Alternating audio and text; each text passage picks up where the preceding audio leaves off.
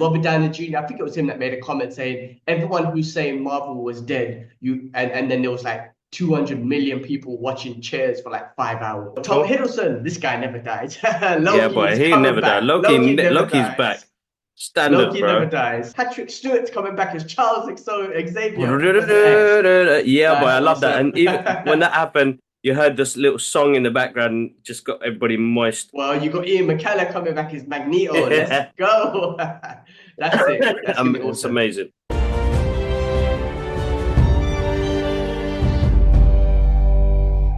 What's happening, people? Welcome back to the Brothers Geek Out podcast. Brothers are back for another episode. Loads of news, loads of stuff been going on in this whole pop culture world. So we're here to give you the updates and give you our thoughts on what's going on. Before we get into it, guys, as always, please do like, share, and subscribe and help support the channel. And on that note, let's get into it.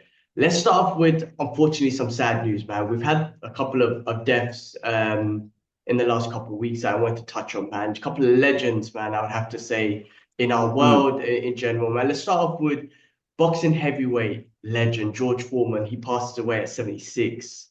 Oh Um, man, yeah, yeah, legend in the boxing world. I mean, George Foreman in the ring was known as Big George. He built yeah, like a remarkable boxing career, man. He yeah. won the Olympic gold in 1968, claiming the world championship heavyweight champion title twice, right? 21 years apart, right? This guy was the oldest heavyweight champion, bro. He lost the first heavyweight champion against Muhammad Ali in the famous Rumble in the Jungle fight. Yeah, And then that's he right. regained it again 21 years later at the age of 45. Smashed it. Absolutely amazing, man. So the guy, he goes down in history, man. I mean, he had that amazing fight where he was just knocking out everyone. And this is when Muhammad Ali, I think this is after Muhammad Ali was banned for 3 years because he refused to fight in the Vietnam War, and then he came back. That's And I right. believe this was the fight that he used the rope-a-dope, man, where he just let George Foreman just wail on Ali's body, and Ali just took the shots. And Foreman would tell these stories where Ali would just be whispering in his ear, saying, is that all you got, Fort George? And it's just crazy, man. And then, I think it was round eight where, he basically gassed him out, and then Ali was able to take him out. But I mean, just an absolutely, I mean, amazing, man. Overall, his astonishment. I mean, there's 76 wins, including 68 knockouts, almost double of Ali. Foreman retired in 1997, but before he agreed to put his name on the best-selling grill with the George Foreman grill, I had one of those as well, which is awesome. So that was amazing, man. I mean, look, man, just condolences to him and his family. 76 seems, I don't know why. For some reason, it seems like not young, but I don't know. Anything under 80 gets to me. But rest in peace, Yeah, no, man. Legend. definitely. I mean, because he was still doing stuff, right? And I think that's Yeah. why it, with people at that stature, you're like, boxing legend, but still doing, he was in a couple of movies. He did a movie with The Rock as well. I think that was Walking Tall, right? Think so, yeah. I think he Yeah, I was think it was Walking in, Tall. yeah. But then, the Foreman grill, and he was still present. I think that's what it is. When you can have a long-lasting career after being a champion, and you continue to still make some sort of you make your mark on this world, then that's legacy. I think uh people need to remember that most of these guys doing it because they work. It's a job to them. It's a passion. But legacy is so important to them because we're coming from different backgrounds, bro. And you want the next generation. I think that's what people have. This is me personally. This is just my thoughts, my opinions. People have forgotten the fact about legacy. Yes, we need to be present, but what do you do further down the line that will go back in time for your kids, your grandkids, the next generation, man? Like, you got to have a legendary plan, and that's what George did. So rest in peace. Loads of love to the friends and family. Rest in power, man. Honestly, because it's always nice to know that people's legacy still continues. I mean, we still got Bruce Lee's legacy continuing. We've got Muhammad Ali's still to this day. He plays such a important part to our generation. you know, to know that people would still know about him to generations to come. So I think that's really important. Definitely, man. Condolences. Excuse me. Excuse me. Yeah. We also had another loss in martial arts, acting, choreographing legend Richard Norton, who passed away. Yeah. I mean, this guy, he passed away at 75. He's Oh, been in Mad Max. Man, listen, man, we know him best for honestly Jackie Chan movies, right? City yeah. Hunter, Twinkle Twinkle Yeah. Lucky Star. I'll never forget that scene in Twinkle Twinkle Lucky Star when he's fighting Sammo Hung, and it was that scene when he beats him and he's like painful, and then someone was just in pain, just kind of like reacted to it. Those little scenes that I remember from those movies, man. But he's been in like Mad Max, and he's made films with Cynthia Rothrock, and just loads of old school martial art movies, American Ninja. Um, he passed away at 75, man. He was also in He's a legend, bro. Absolute legend. He yeah, was in martial art all legend. those Hong Kong movies. He was a good martial artist himself as well. So it's like, uh, yeah, absolute legend, man. Rest in peace as well. And he was funny as well. He was funny as well. Definitely, man. I In mean, some, in most of those, I think City Hunter. Remember City Hunter? yeah, yeah, He yeah, was yeah. funny in that, and him and Jackie having that back and forth. Uh, you know what? Nia's singing that Bruno Mars song and Ah. messing up the iPad. But yeah, all good. Sorry, continue, bro. Here we go. Sit down, mother. Yeah, he's known. He's a Hollywood trainer and bodyguard, right? Fight choreographer, stuntman. Like I said, he's done loads of movies, like Mad Max and stuff like that from more recent sort of times. Yes, that's right. That's right. What was he? He was involved in Furiosa from the Mad Max saga. Yes, he was in there. Um, Yeah. yeah, Yeah, there's so much more, man. Both of them worked alongside Norton in his coordination fights for 2016 Suicide Squad, 2021 Suicide Squad. I mean, he's just been involved with so much, man. He's Australian native. Yes. So yeah, I mean, like I said, I kind of remember him mostly from those Jackie Chan movies that we grew up with, man. But he's been in loads of things. He's collaborated with obviously Chuck Norris, who's a legend. Yeah. The Jackie Chan movies, like I said, City Hunter, City, Mr. Nice Guy. There's so many, man. Just another legend in the martial art world who passed away. And I'll remember him more Yeah. for those movies more than anything, for me personally. Now, same here. I think again an important part of martial arts history that he plays a part in, and I think that's why a lot of people. I think our post on uh, YouTube got a lot of love, man. So massive thank you to Mm, everybody who jumped in on that because he is an absolute legend. yeah. Nia, what do you think? I'm So glad yeah, people recognized him. I'm glad people do it. yeah, Because when I saw it, I'm gonna be honest, I'm not gonna sit here and say to you, I know everything that Richard Norton's been up to. But when I saw yeah, that immediately, I was like, oh man, like for me, straight away, yeah, City Hunter came up, Twinkle Twinkle Lucky yeah, Star yeah, came yeah. up. And I was like, oh man, Exactly. it's him. So that's why I have to pay respects to the legend because it's someone who we grew up with. But talk about legends. We did lose someone else at such a young age. Val Kilmer Yes, we passed did. away yesterday, Oh at the man, age of that was 65. yeah, that's young as well. That is young, man. I that one kind of really hold on, Baba. Give me a second. Uh, sorry, give me a second, bro. Give me a second. You continue. Let me just put you on hold for a thing. Yeah, so he passed away. I mean, look, Val Kilmer, we'll go through his catalog in a second, but we know him from so many things. But he played Bruce Wayne in Batman Forever. He channeled Jim Morris in Oliver Stone's The Doors, and starred in Turbulence Doc Holland in Tombstone. Died Tuesday in Los Angeles. His daughter Mercedes told New York Times the cause was pneumonia. He was 65 years old. He had been battling throat cancer for several years.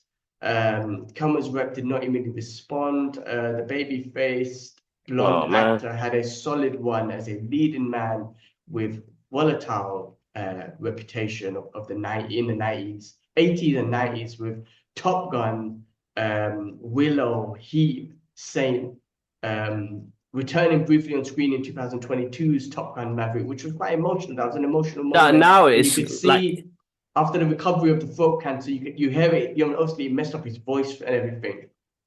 He couldn't speak due to his cancer and everything. So that was I don't know if he recovered to the cancer or whatnot, if it was still there, but his throat was definitely messed up in that. But I'm glad he had that moment in that movie. Yeah, same here, man. Listen, man.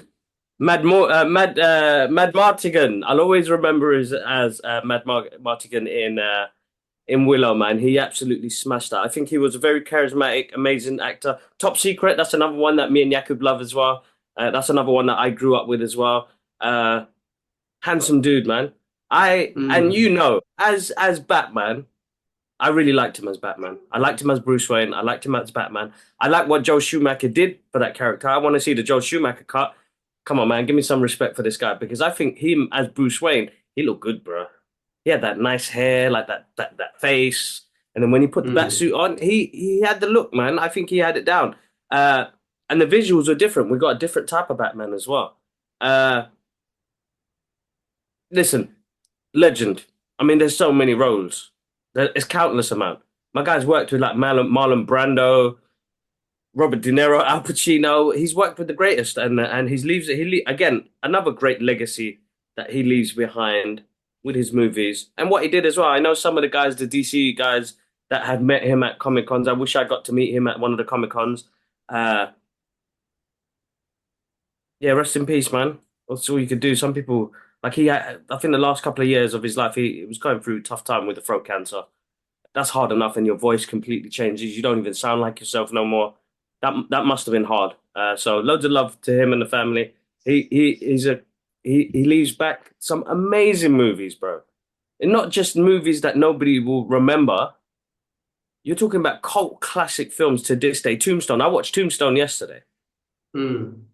for some weird reason because I think that's one of his best roles that he played. Uh, and then there's another movie that will always remind me because Dad loves that movie as well. So it's like one of those generational things, you know.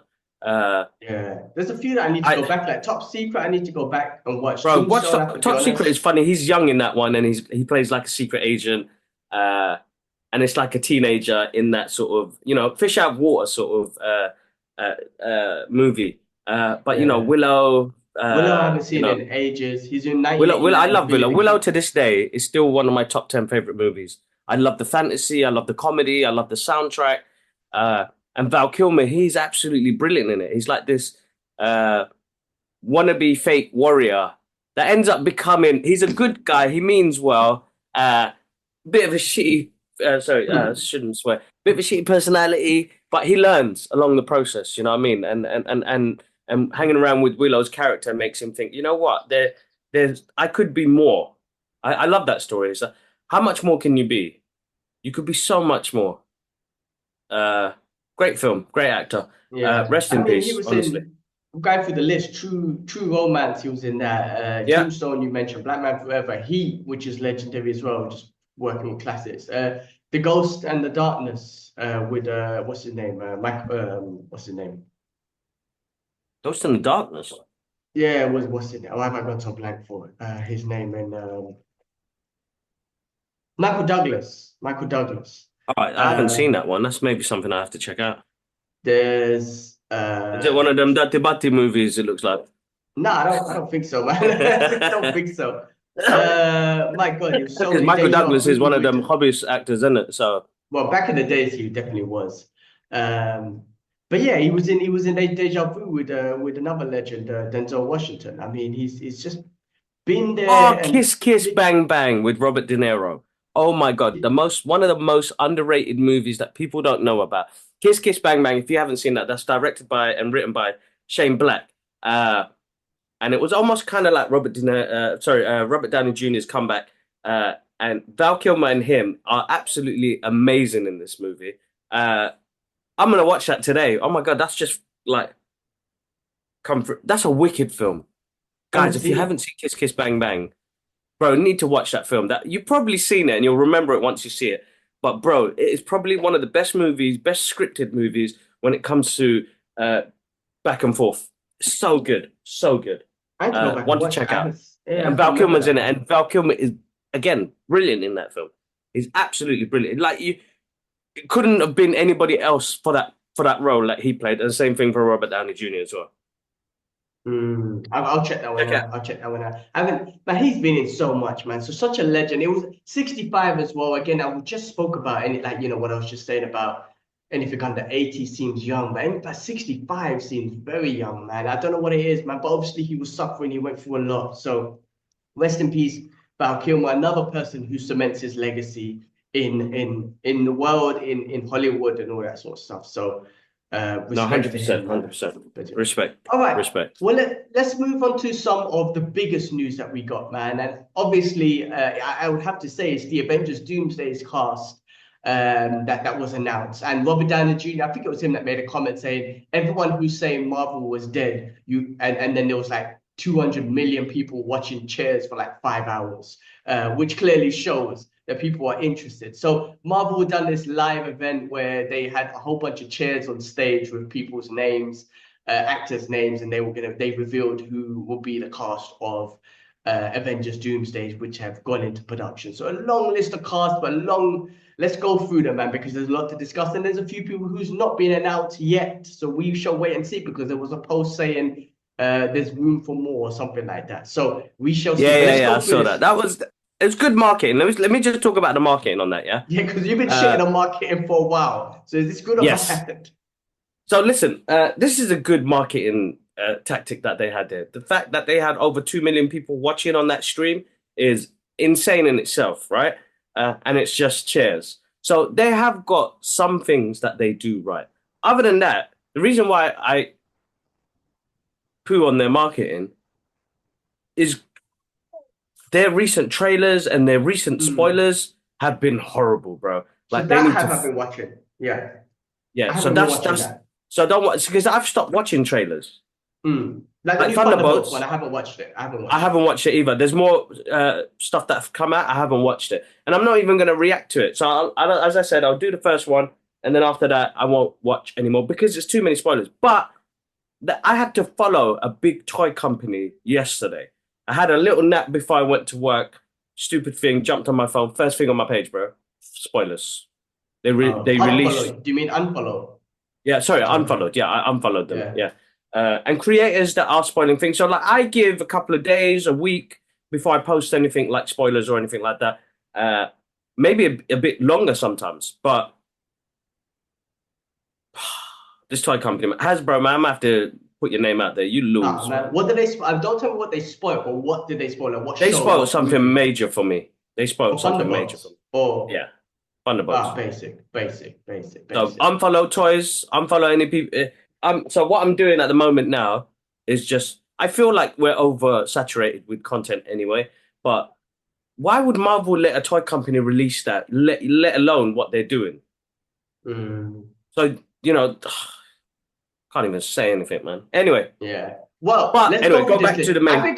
Yeah, I think a cast list is fun because yeah, it's good yeah, to know everyone in it. Like you don't need to have it because this is an Avengers movie. So, for my opinion, you don't need to hide anyone, right? It's yeah, like yeah, give yeah. us all, right? This is perfect. If it was a normal standalone movie and then you're spoiling it to say, oh, guess what, Blade's in it, then you're like, hold on, wait, that's a spoiler. I don't want to know. But when it's an Avengers movie, I want everyone in it. So this is fun. So let's go through the list. We got Chris Hemsworth's coming back as Thor, which is great. Yay! Anthony Mackie as Cap, which is great. Sam Wilson's Cap. You got Vanessa Kirby who's coming in and as Sue Storm.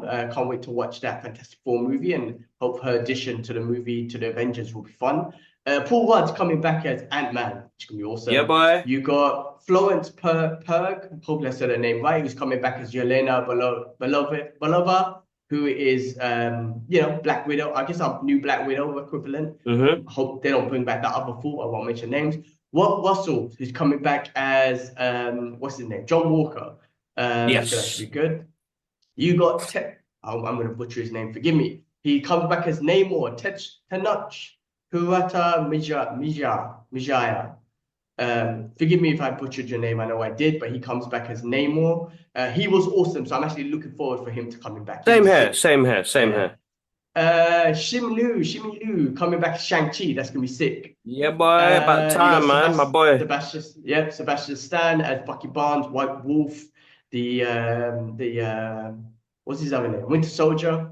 So that Yep. should be good. You got Letitia Wright as the Black Panther. So as a Letitia Wright. Letitia Wright, Shuri Yeah. Black Panther.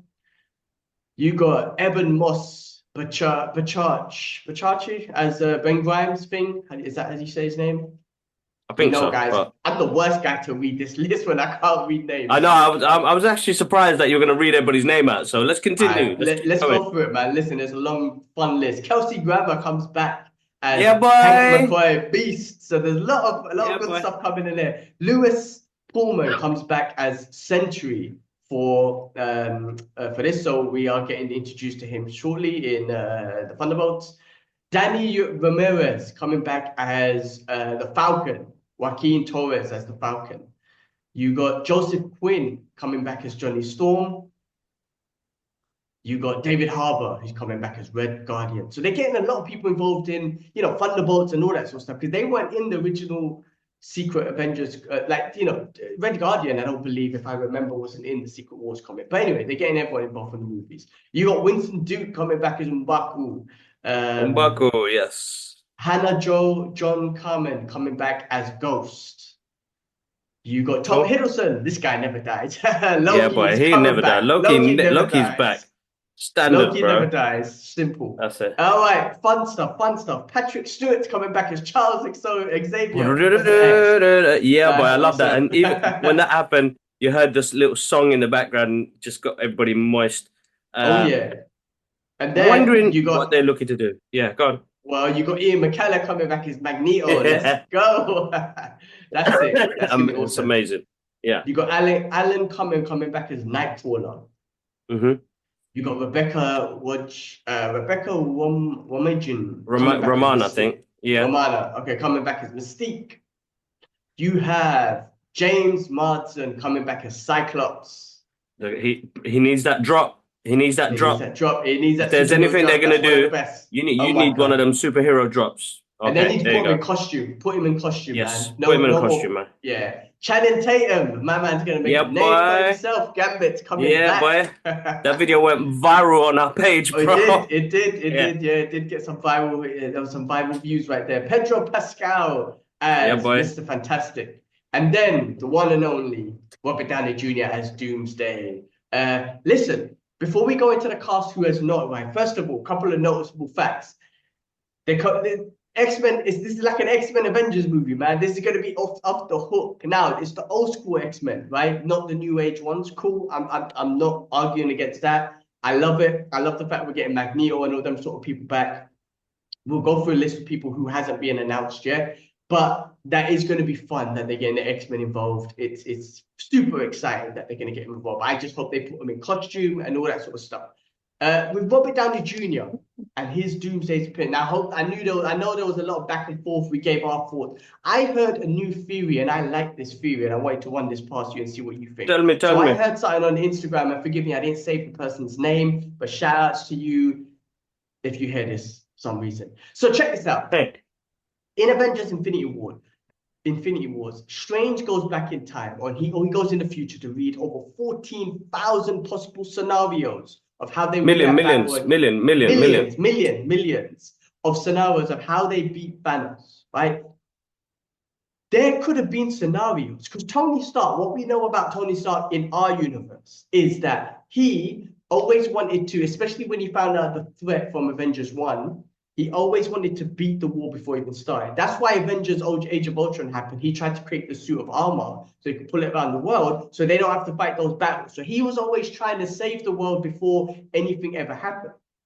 Now, maybe Strange saw a bunch of realities where this Tony Stark, where they beat Thanos in other ways, but this Tony Stark is alive, right? And he obviously has discovered the way to go through time travel, multiverse, and that brain, that thought process of him of like, oh, I need to prevent this from happening from all other timelines, from all other multiverses, so I need to use this to go back, and he goes around and destroys a whole bunch of multiverses and whatnot. So maybe Strange prevented our Tony Stark from doing that. However, maybe there's a Strange out there that didn't see that, or they beat Thanos a different way, and it allowed their Tony Stark to go around with that mentality of like, oh, I need to go save different multiverses before it even happens. So and that's why he's our Doctor Doom. Tony Stark, Robert Downey Jr. comes back in as our Doctor Doom. Because That's an interesting theory, and I have to say I like it because if it links back to that whole theory of what Strange saw, that's a pretty cool link up, in my opinion, if that's the case. What's your thoughts? But I like that as well, which I don't think is going to happen, which is a shame because we ain't got Doctor Strange in this movie. Well, we're gonna go through our list of cast who wasn't announced, so let's hold on that part. But yeah, So go on. let's hold on that for now. But I'll just say, uh, that's a great theory. I think that's a great theory. That'd be a wicked way to get into the next phase of MCU and this movie as well and where it heads to. I feel And we're link going to it get back. Doctor and link it back. I feel like we're going to get Doctor Doom at the end of Fantastic Four, definitely, without a doubt.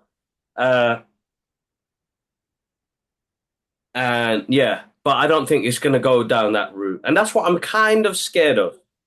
Well, I Kind of like scared of. that. But I'm And sure we'll get listen, something interesting. that's a fan theory, right? And I like that. That's why sometimes I do like certain fan theories. And a lot of time I stay away because they're full of spoilers and stuff. But when I think about that theory, and I'm like, you know what? It just one, it links it back to the Infinity War and all that stuff. And two, I think it does give a good justification of RDJ coming back as Tony Stark. You know, everyone had this, he shouldn't come back and whatnot. I was a little bit like that, but I'm like, you know what? If you link it back with a great sort of tell story like that, then you're like, ooh, that's a pretty cool link up, in my opinion. So we'll Yeah, just wait and exactly. see where they go with it. Let's go through the cast that they didn't or everyone that was missing, right? And who we're expecting. If we know where they're going to come out, we don't know. Marvel did say there's room for more, so we'll see. But they haven't announced this yet. But here's a list of names that they haven't announced. Paul Bettany as Vision, Mm. Don Cheadle as War Machine, Charlie Cox as Daredevil, Benedict Cumberbatch as Strange, as you mentioned, Chris Evans, okay, possibly, right? Man, the girl who played American Chavez, Sheila Gomez. I can't pronounce her name. First name. Forgive me. I'm Yeah, joking. it starts with an X, bro. I mean, and I can't even read.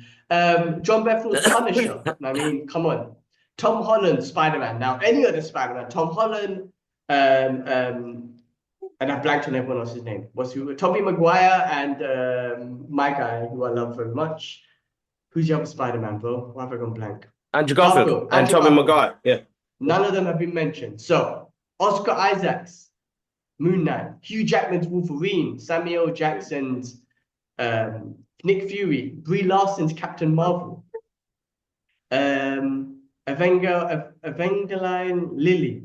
I can't remember who she plays. I think it might be Evelyn. Evelyn Lilly. Yeah, I think so. Yeah. Wasp. Yeah. Oh, sorry, Daddy. Wasp. Okay. Tatiana Masala as She-Hulk. Forgive me for butchering names. Elizabeth Olsen as Scarlet Witch.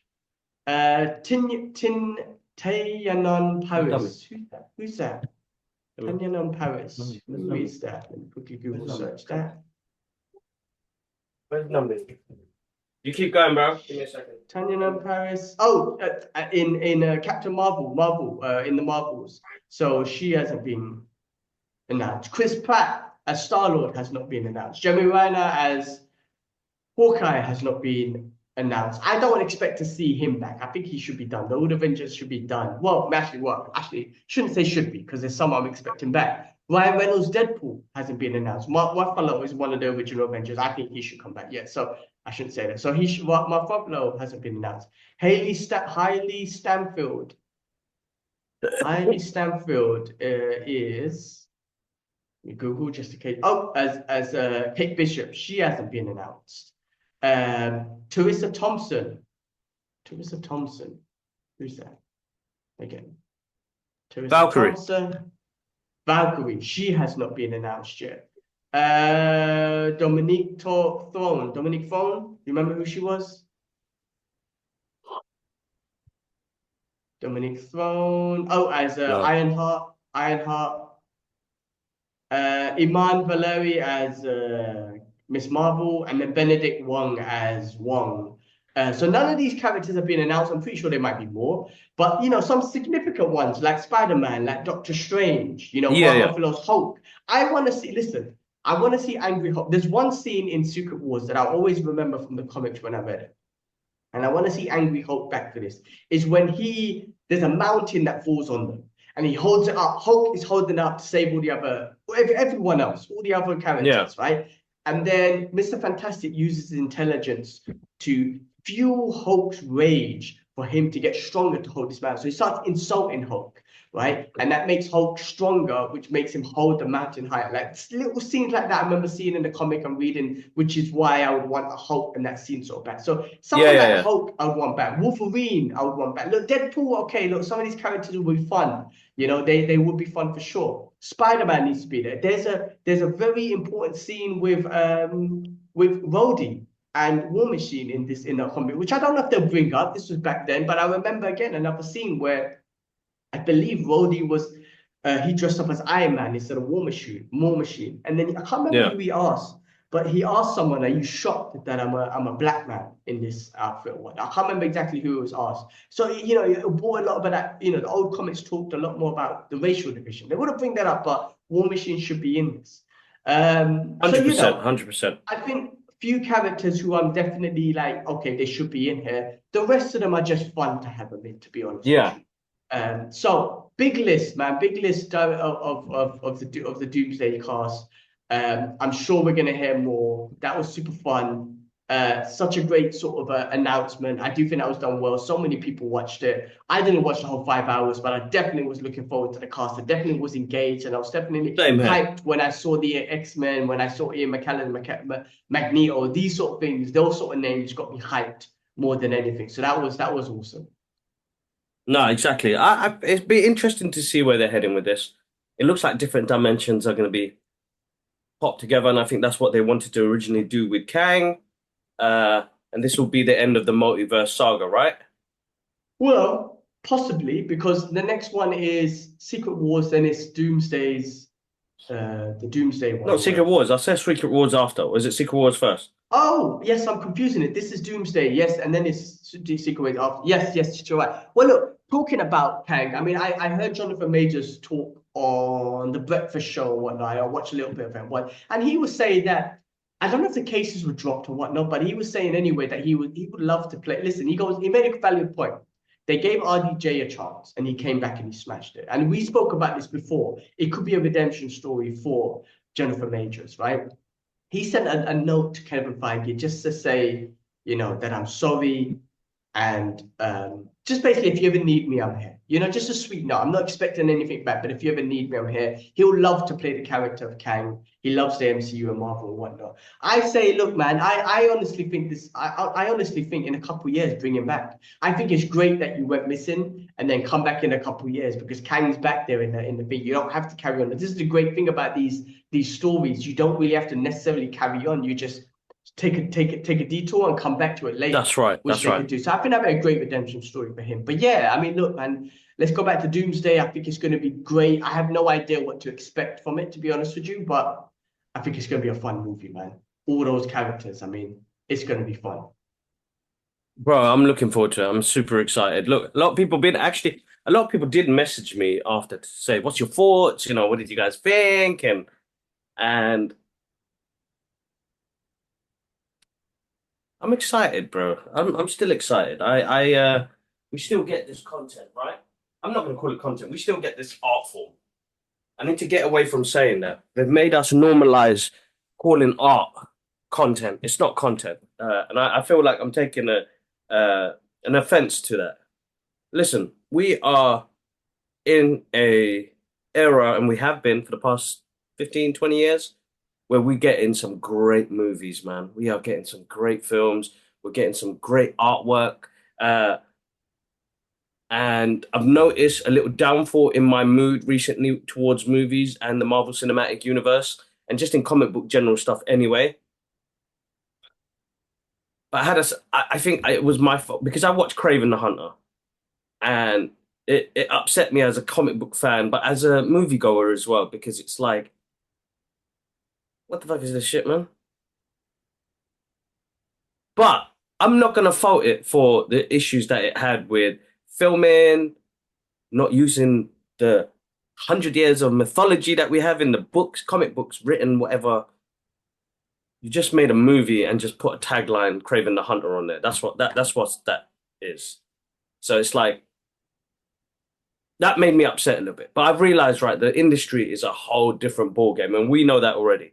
But I'm happy to see that we're gonna get this stuff, and returning actors are coming back, and like, why wouldn't you be excited, man? Why wouldn't you be? And like, I feel like I'm not gonna. There's gonna be nitpicks, regardless. There's gonna be nitpicks, and I need to go back to enjoying things. And I think, recently I had a really great experience where I don't think I would have given that movie a second chance or a good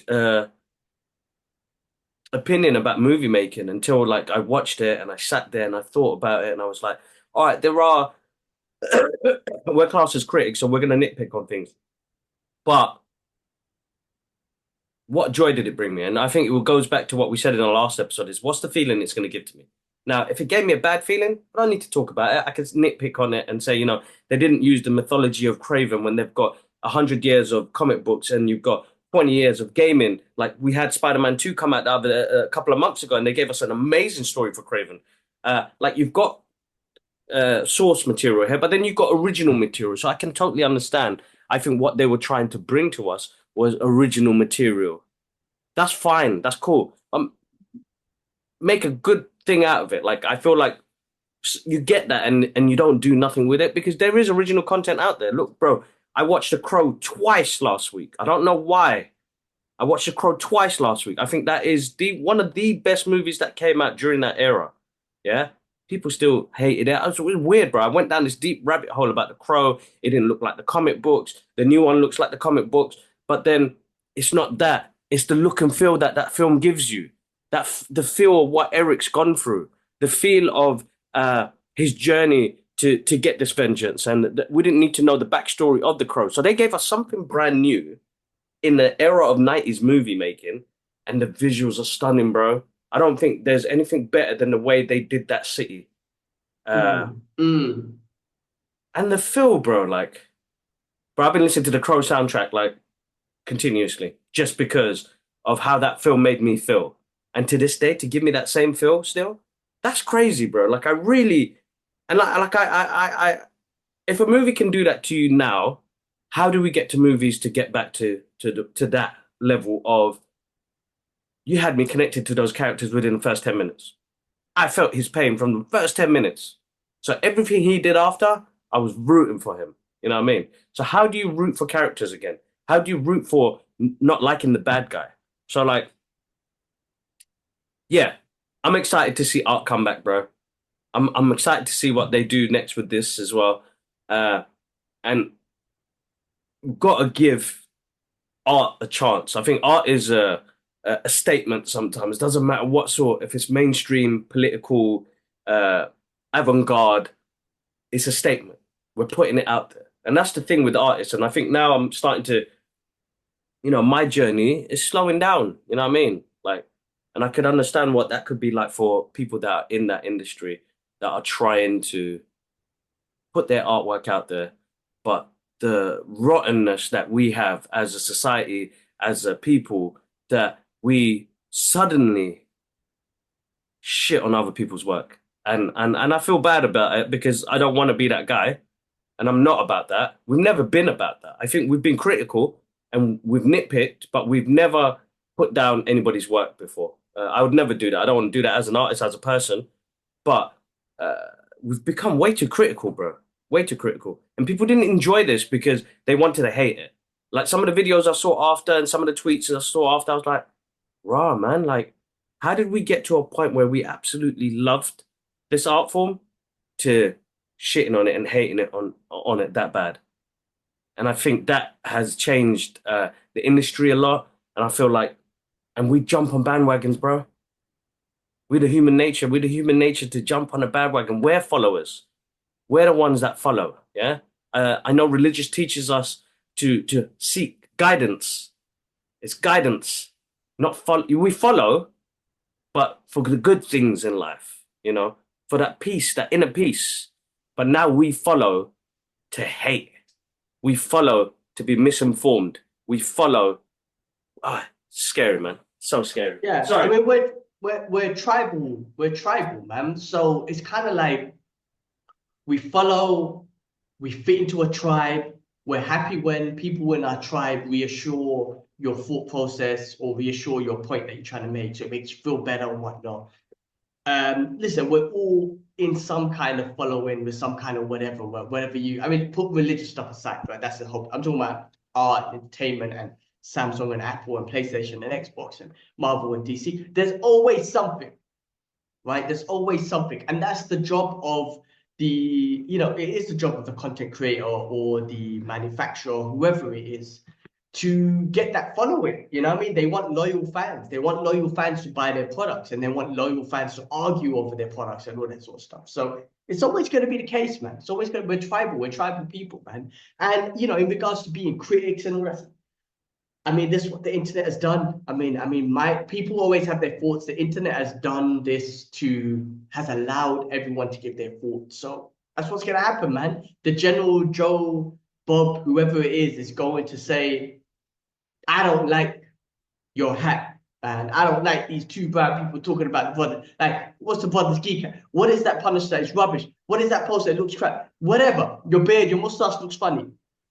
There's always going to be someone out there, right? From just our network of people or someone that might see us on the net to the grand scale of an MCU project like Doomsday or whatnot. No matter what, man, there's going to be people saying shit. So you just got to kind of accept it. We've taken a path, and maybe because we're older now, maybe when we were younger, we could have been a bit more aggressive. But right now, because we're older, we're like, let's take a path. And, we're inspired, or, we love, like, the mind frame of someone like Kevin Smith, who just talks about, my life's too short, so why am I going to waste my life and time on hating on things? Which is why you'll never catch us doing a review or something of a movie that we hate. What was the people point of that, right? In my opinion. So that's the way we approach it. Listen, if it's not for us, we might not talk about it, we might not talk about it much or whatever. We'll just bring it up and say it wasn't for us, not my cup of tea, someone else might like it. And we'll just concentrate on things that we can enjoy. And maybe Doomsday comes out, maybe it's not as, fun, like the way the Endgames and Infinity War made us feel. Maybe, but maybe not, because we have no idea what's going to come. And I'm looking forward to a grand scale Marvel movie. It's been since Endgames was 2009, so we're talking about 7 years. Okay, 7 years is not bad. I have this thing in my head where every 10 years a big grand Avengers story is good, but they're giving us two. We're gonna have Doomsday, and then we're gonna have Secret Wars a year later. So we're gonna have two big Avengers projects coming up, right? Which is gonna be fun. Yes, the MCU hasn't been great. Certain movies here and there, but certain movies have been good, and certain characters have been fun. So why not have some fun and bring these characters back into a big scale movie? And it's not going to be necessarily just their movie. It's going to be an Avengers movie. So if you don't like it for that character, maybe there's another character in there that you're going to love. RDJ being one of them as Doomsday, or, possibly the Iron Man that turns into Doomsday, whatever it is, man. So all these sort of things are fun. So let's wait and see, man. So yeah, big news on that. Stay tuned. I'm sure Marvel will give us more on that. So we'll... Anyway, way they're going to do it is that he's Victor Von Doom on another planet, or I'm sorry, another dimension, and disconnect it from the Iron Man thing. Yeah, disconnect it from Tony Stark. Yeah, why not? I mean, yeah. They put him under heavy prosthetics, make him look like a whole different somebody else, because they have done that. So do that. You think they could? No, they could do. I mean, I don't know. I don't know about that, but you know what? He doesn't have to be Tony Stark. This version of what this entity looks like is Victor Von Doom. Why not? It doesn't matter. The multiverse has shown that they could do that. All right. That was the big news of the day. Let's go through some other stuff, man. There's been a lot of controversy. Now, we haven't spoken about, like, we're going to go into this for a little bit. We haven't spoken about it. We speak about it, don't get me wrong. But we have spoken about it, we have. But I wanted to touch on certain things. I wanted to touch on Snow White and its flop, basically, right? And the reason why I want to touch on it, we didn't watch the movie. I'm not planning to watch the movie, to be honest with you. And it's not my genre of movies. It's not my genre. I would watch the original one. I've watched the original one a long time ago. Yeah. Let's be real. Disney's live action movies have been crap. They've all been crap. I cannot say to you that one has been so epic that it will be remembered in history, but I can say to you that all the animations will be always be remembered in history.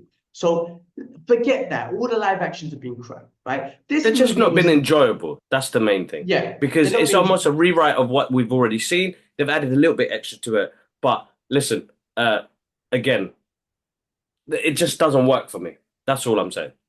yeah, definitely, right? I didn't see the last couple. I didn't see Mufasa. I'm not interested in them. I have to be honest with you, right? So with this one, the reason why I'm bringing this one up, right?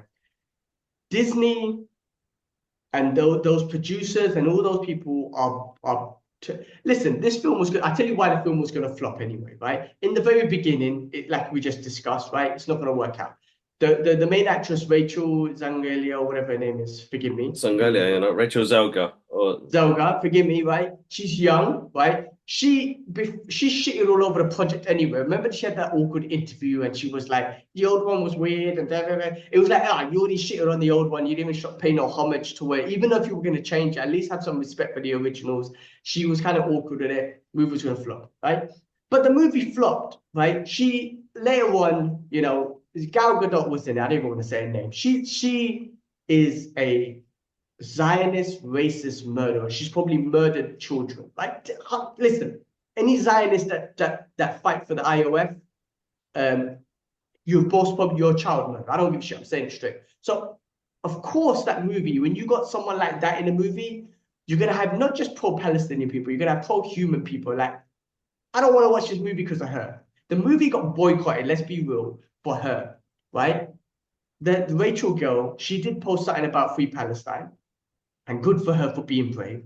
But the whole of Disney and the industry, the Disney producers, what they're trying to do now is put the blame on her. That because she posted a little political thing, that the movie flopped because of her. No, let's be real. Everybody knows the movie flopped because one, Disney, your live action movies are crap. And two, nobody want to watch it with a murdering Zionist baby killer such as that Godot, right? And that Godot recently got a very famous star. For what? For what? What the hell has she done? She's rubbish. Just as an actress. What has she done?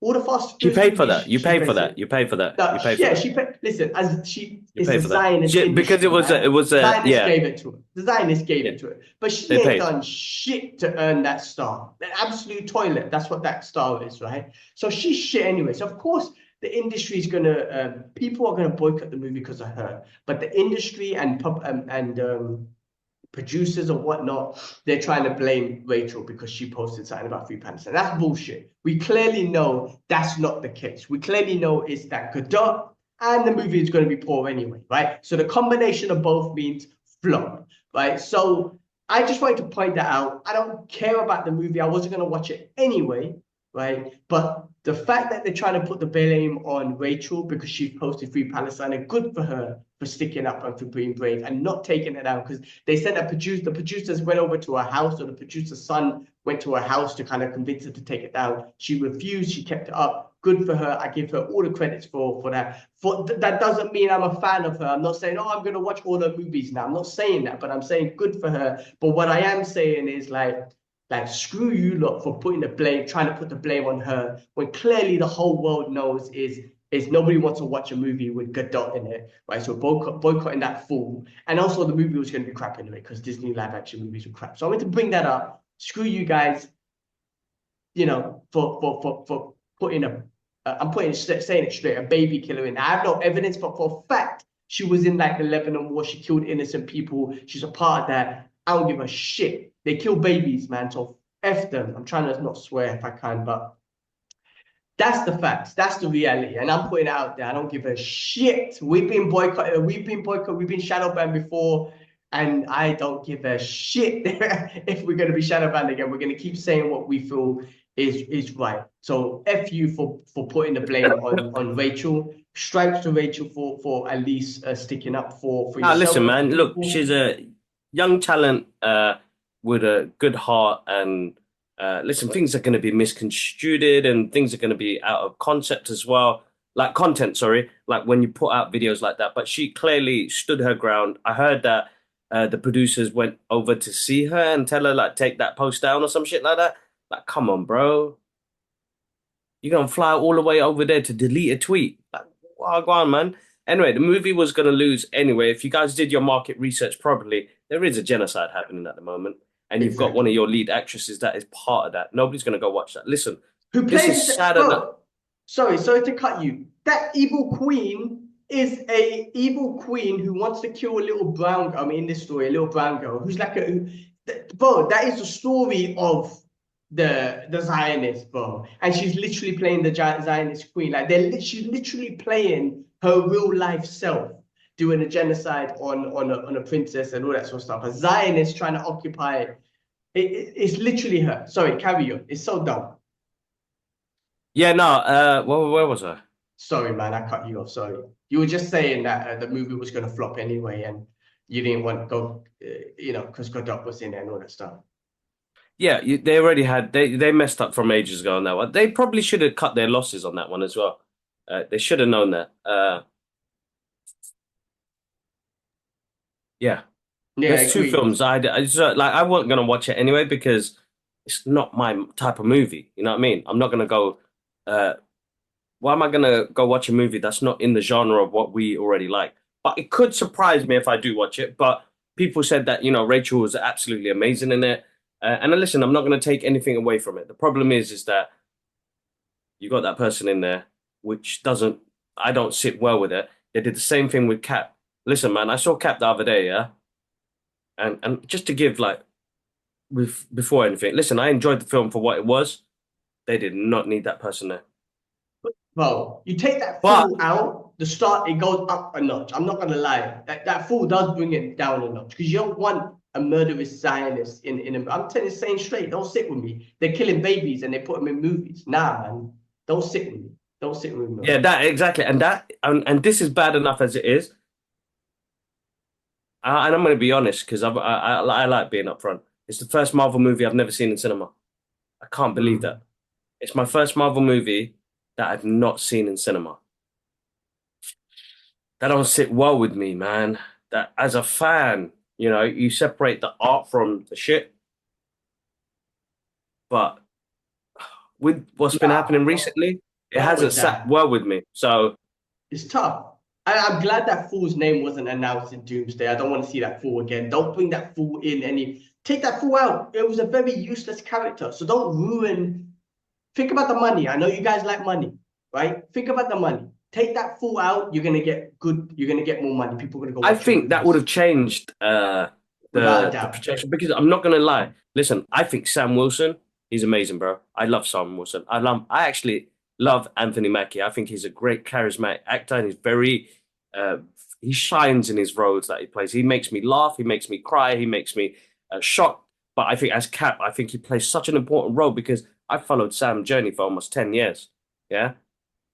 So what they did here, and with all the cuts as well, bro. Like, there's something wrong with the reshoots at the moment now. The fact that they put Bonanzo, what's his name, as Sidewinder, they should have kicked Mm, him out. They shouldn't have mm. had him in the film. They put him in there because he's a named actor, and people will go watch it because he's a named actor. I'm so sorry. I'm so sorry. I think he's an amazing actor. He just did not. Was not convinced that Cap could be head on head with this potbelly old dude. Yeah. He's such a great actor. They should have saved him for a great villain role or something. Marvel. Man, that guy could have played Doctor Magneto. I could Doom, see him as Magneto, Doctor Doom. He could have played one of them. He's they so good. wasted When him you on a see side him, character. yeah, when he plays a villain like he did in Breaking Bad and all those ones, man. He's so sadistic, man. He's got this sadistic look. You're like, they could have definitely used him as a great villain. Listen, that cool. I feel like wasted. I feel like that they shouldn't have put that fool in the movie, and the movie would have gone. The box office would have been higher because people wouldn't have boycotted. I only watched it because I got invited to the premiere. Maybe I'm still a hypocrite for that, and you know what? Clearly I am. But I never would have paid for it. No, but But remember, bro, listen, that's our work. This is our work. We're journalists, we're press. That's our work. That's what we're gonna be doing. So yeah, yes and no. Yes and no. Listen, man, I work for the company that I work for. I don't agree with the way the journalists are reporting on the Gaza situation on the platform that I work. Yeah. So and to just say that's my job, say no, you have the right to tell the truth. So if you're saying it's my job, when I gave you my review of that movie, I told you clearly, okay, if it's my job to be a journalist, here's how I felt about the movie. Here's how I felt about this fool. This fool don't need to be in it, right? And that's me being honest. Now, if I came back to you and said, oh, the movie's amazing, blah, blah, blah, blah, then you're like, well, there's something there, right? That are you being paid or what? You know what I mean? I'm gonna give you my honest review that the movie was cool, this was good, this was bad. Yeah. This fool did not need to be in it. This fool ruined the movie, and this fool doesn't sit with me because this fool and these Zionists like to kill innocent children and babies. So that don't sit with me when you put these fools in these movies. And Gal Gadot is one of them fools. And back in the days, I didn't really pay much attention. Like, yes, I watched her in Wonder Woman and all that sort of stuff. I wasn't as clued up until obviously in the last year and a half, or since 2018 is when I started reading up a bit more. But to see the extreme evilness of these people, of what's happening in Gaza, that these Zionists are doing, like breaking every single one of the international law and just being as evil can be. And I'm talking about of killing not just innocent people, which is bad enough, but happy to kill children and babies. I'm done with these type of people. I'm trying to say, like, I'm done. I don't want to see Godot in any movie. I don't want to see these fools in any movie. I'm done with that. You're disgusting people. You're evil. You're evil as a human being. I don't even know if you're a human. You're an evil thing. So of course I'm going to boycott that shit. Don't sit with me. So anyway, give shout outs to Rachel for being brave and sticking to her guns. I hope there's people out there that will hire her for jobs. I know that the industry tried to boycott and whatnot, but I hope there are people out there hiring for jobs. Doesn't mean I'm going to go watch them. I'm not saying that, but I'm saying I hope her career doesn't die here, because that's what they're trying to do to this poor 22-year-old girl who has talent and was brave enough to stick up. I mean, sticking on the industry and whatnot, the industry that it's just so hypocritical, man. So they just gave out an Oscar to the movie No Other Land, the documentary No Other Land, right? The director, bro, right? The co-director was attacked by a bunch of Zionist Israeli settlers, right? Disgusting racist people who kidnapped him. They beat him up and whatnot. They probably heard about his award and everything. They beat him up in the West Bank and everything. And then the IOF police or whatever, the Israeli police took him away. They kept him and they abused him even more. I don't know exactly what they did, but they basically beat him and injured him and all that sort of stuff, right? And you know what? The industry, the Oscars, the one industry that just gave him a freaking Oscar, didn't say shit. Now you have a whole bunch of actors like Mark Ruffalo and a whole bunch of them who put up a petition saying, we've got to speak up for our fellow person in the industry and whatnot. Many actors and directors and producers did. But many didn't. And the Oscars and the main industry itself didn't say nothing. What kind of bullshit is this, man? The guy just won an Oscar for what the hell's happening in the West Bank and in Palestine. And he goes straight back to exactly go through what he demonstrated, what he showed in his documentary. And then the industry didn't even want to speak out for him. What kind of shit is that? So recently I've stepped away for a bit because it was ruining my mental health and my thought process about it, because you could get consumed by it and you lose hope in the process. But I think what's happening right now is clearly a direction to tell us people that they can do things like this and get away with it. And our government and the US government have nothing. They can't do nothing because that state has had them in such a chokehold. And I said this from the beginning, bro. In such a chokehold that they just get away. They get away with it. America, especially, gonna understand that they've been occupied by the Zionists, by Israel since back then. They don't occupy anyone. They're not the greatest country in the world. They have been occupied by Zionists for the longest time. When are they gonna? I mean, people are waking up now, which is great, but people need to wake up even more to understand that America's not America first. It's Israel first. It's Zionists first, right? And people need to wake up and fight for their country, man, because what Trump's trying to do now, the annexing of the West Bank, they're trying to do it. The ethnic cleansing of Gaza, they're trying to do it. They want to go to war with Iran, bombing Yemen. They're bombing, the Zionists are bombing Lebanon, Syria, all of this. None of it stopped. We had a ceasefire, but none of it stopped because they have occupied the US and they run the US and they run the Western world. And that's why they could get away with everything. Like literally being the most evil people on the planet, and they can get away with it. And no one is stepping in to do anything, right? The whole world is not. I mean, there's a certain countries, but unfortunately, the big superpowers are not stepping in to do anything. I'm talking about, boycotting and sanctions and all this sort of stuff. But no, it's not happening. It's only gonna get worse because Trump has become the warmonger that everyone wanted him to be. Like, he went out there saying that he's not about war, he's anti-war, and now he's just a part of that system, and he is now a warmonger, and he wants to go and go. He Puppet, wants to be bro. a Puppet. warmonger. Puppet. He's the best kind of Yeah. puppet. Or listen, as I said, guys, this clearly shows they don't care, and this is proof they don't even care if it's out there, bro, because all the news outlets are letting people know that they got done by the IDF. But this is, I don't care. Put that out. Doesn't matter. Nothing's going to happen to us. That is clear proof. Clear proof. Clear proof. Clear proof. If people don't want to wake up now, Lord knows which reality you guys are in. And I'm sorry. I feel sorry because of the empathy you don't have. A lot of people have, though. That's the main thing. But such a shame to hear that, to see that as well. Did you see him all bust up, bro? It made me more angry, bro. It made me more angry. And, hearing about the aid workers the other day as well made me cry. Made me cry. Like, I was, there were hands tied behind their back, shot in the head and the chest. That's assassin stuff, bro. They're aid workers. They were there to help people. Evil And people. bro, and again, not a care. It's all over the news, bro. No sorries, no nothing, bro. It's because they can get away with it, bro. They done the biggest child massacre about a couple of weeks ago. Nothing. Nobody. All this. I condemn, and that's it. No one is actually doing anything because they can't. They got They're occupied by everyone. They've occupied everyone. It's just ridiculous. The fear that they have is ridiculous. They're controlled. It's disgusting. It's absolutely disgusting that the world just stands by and just does nothing while the most evil regime on the planet is doing what they're doing to a bunch of human beings in Palestine. It's the most disgusting thing ever. And it's clearly shown in the last year how much they control, how much they don't give a shit about anyone, how much they don't care about international law, how much they don't care about, their true plans have come out, the occupation, how evil they are. All of this has come out. Whether any country or leadership's going to do anything, that's not going to happen. They're all scared. So let's just hope that the general people keep learning.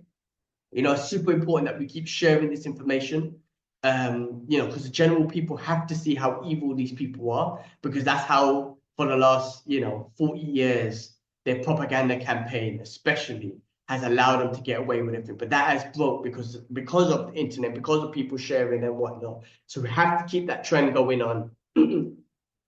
We can't allow them, even though they're getting away with it, we can't allow them to get away with us not knowing. We have to know how evil they are. And inshallah, in the future, there'll be a free Palestine.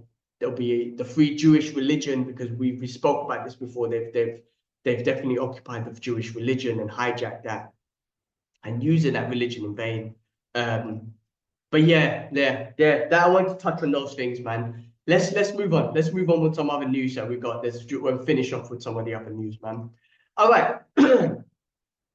So there was a Comic-Con thing that happened recently, right? So Keanu Reeves is confirmed to come back as John Wick in John Wick 5. He's confirmed. Before there was confirmation that John Wick 5 is happening, there was confirmation it is Keanu Reeves coming back. It's confirmed. Keanu Reeves is back. I like it. I like it. Give me more. While he's still young, while he can still do it, give me more. Let it be fun. I don't care. That's my opinion. On top of that, Donnie Yen is set to direct the Kane spin-off movie. So I don't know if this is Donnie Yen's debut director. Maybe in Hollywood it is. Yeah, but that's in Hollywood, big. yeah, definitely.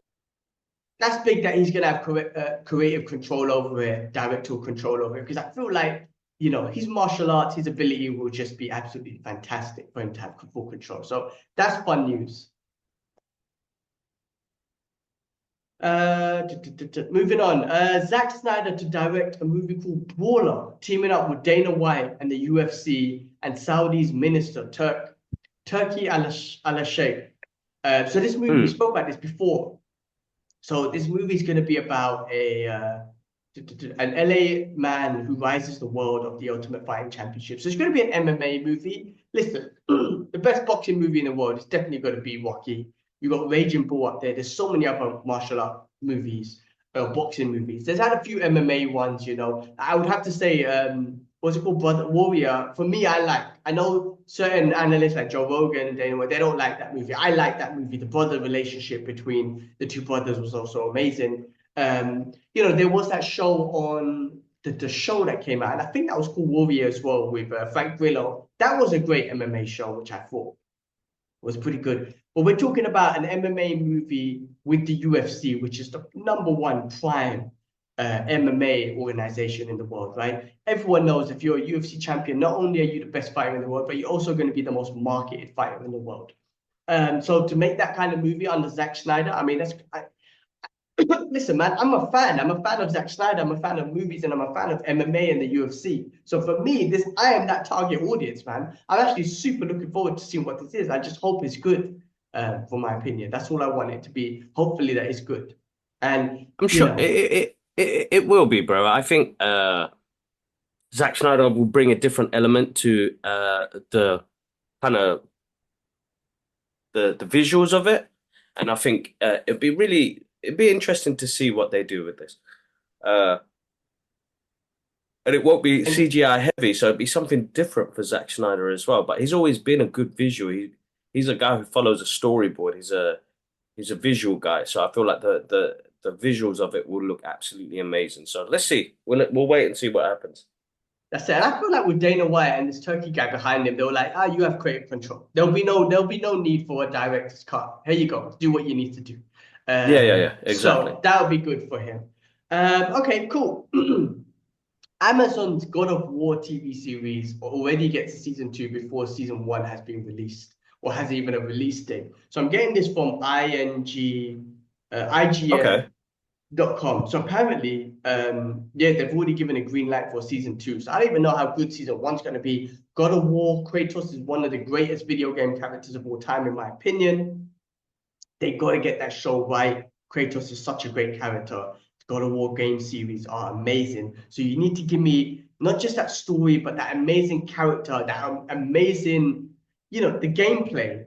I don't know how you bring that onto the screen, but it's got to have that sort of brutality and the way he fights these big monsters and chops off their heads and, climbs on top of them. Then I want to see all of that, right? So hopefully this show brings you that. But if they bring you a season 2 before season 1 is even being released or giving us a start date or a release date, then there's got to be something, man. I hope Amazon's got tons of money, man. Spend the monies and give us what we want.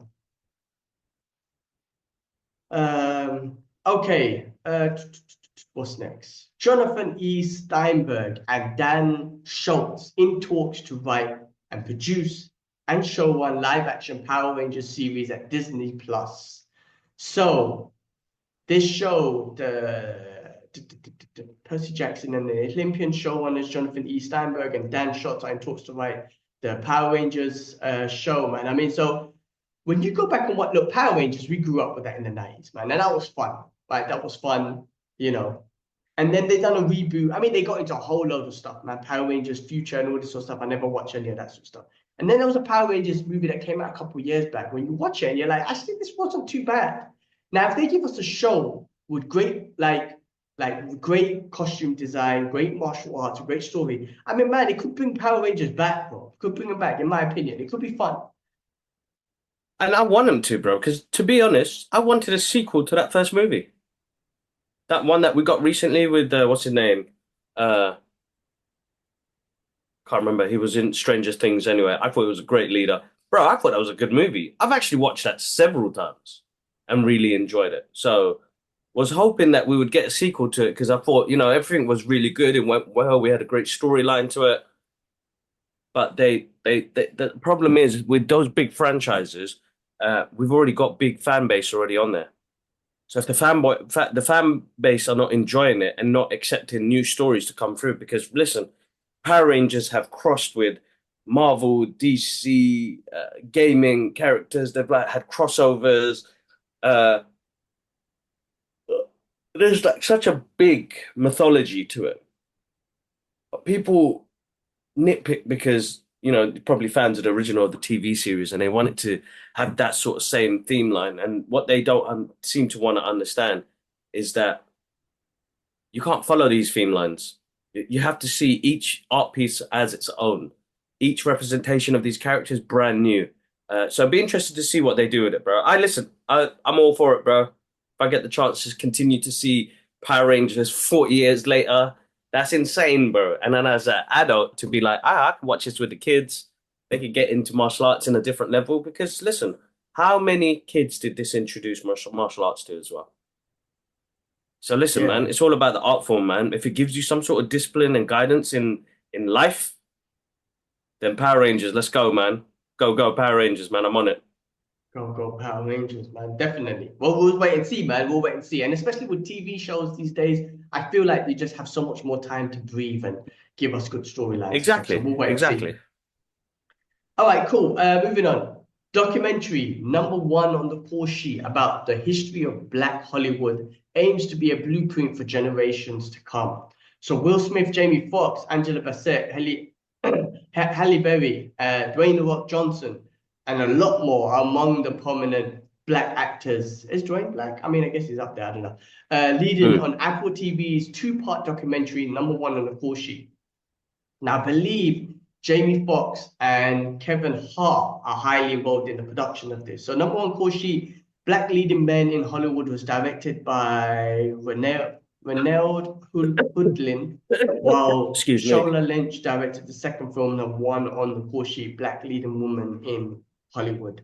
The roster of stars is of who's in Hollywood and who made themselves available for the documentary. Hmm. Um, yeah, so that should be interesting, man. I mean, that should be interesting to see, interest documentary to see Black Hollywood. Listen, I think trying to find the right words for this, man. Hollywood is definitely being something where in generation that you've got certain individuals who broke through in Hollywood, right? Bruce Lee, for example, for Asian people back then. Black people. I don't know who the pioneer was, to be honest with you, but I'm sure there was a pioneer back then who Sidney would have been Poitier. Sidney Poitier, I okay. think it's right. Yeah. And I think Okay. he's one of the first guys to get an Oscar as well. So uh, it's a tough one. Definitely a tough one. But it'd be interesting to see where they like how they do this as well. And I think it's important. But we've got a massive amount of amazing lead role actors. Mashallah Ali. Mahershala Ali is one of my favorites right now. He is, Of man. course, I think he's Denzel. absolutely amazing actor. You got Denzel. So the leading actors have been there, even if they've been sidelined or different types of. They've always been there. They've been prominent, man. Listen, like I don't think somebody like Samuel Jackson will be where he is without his persistence and being out there and putting himself out there. Same thing with other actors as well. There's a list, bro. Idris Elba. These guys. Like I look at their work and I still get inspired by it. I mean, what Idris does. You know, the fact that he is an actor, he's a DJ, he's a creator. He puts himself out there. You got Ashley Waters, who went from music into directing to doing all of these TV shows to Top Boy to bringing out some amazing stuff, bro. Like these guys are influential. Like I still look to these guys to say, oh man, he did this. What can we do, to drop an idea in, I had a meeting the other day with an old friend named Archer that I haven't seen in a while. He's been thinking about doing something, and I was like, bro, the fact that you even had me in mind to jump on this, I'm super happy. So let's work on together and do something, see what we can bring. You know what I mean? Because those prominent role models have influenced us in the work we do. Uh, the thing about us, we've never seen race as a common denominator where it was like, oh, he needs to be Bengali or he needs to be Muslim or he needs to be Caucasian for me to aspire to. No, man, the guy's giving me great art. I love what he's done. It's inspired me. Where do I go next? You know, how do I do this next? Like Jamie Foxx, bro. Like regardless, like you know, he's got a massive catalog of movies He's like and a renaissance man. He could do everything. Comedy, movies, everything. singing, Yeah, whatever. exactly. But his comedy, you know, uh, especially his original one that he came out. I love that one, man. Like that's what I'll always remember him for is his stand-up comedy, what he brings, the joy he brings, the way he makes me laugh as well. Like there are some moments in that like that I still cry when I watch it now in laughter because of how funny it is. Uh, I think what, and this is just me personally, this is what I'm saying, is we've always taken race out of it. Like, you know, we grew up on a culture where hip hop is our main go-to, you know. But I've never seen it that way. It's because it's been stories that have been told. That's what I've been connected to, the stories and the person. And I think racism works in such a way where now that, you know, the industry, the way it works, you know, people ask you questions like, you know, you're the first Bengali man to do this, or you're the first black man to do this. You're the first person to do something like this, that you bring something different to the industry. If questions were separated, I feel like questions now, when you ask it, are not, what's the word? You don't treat people as equal. You've already segregated them. Oh, you're the first black person to do this. You're the first Muslim to do this. You're the first Bengali person to do this. And that's where we've always been wrong as the human. This is my opinion, guys.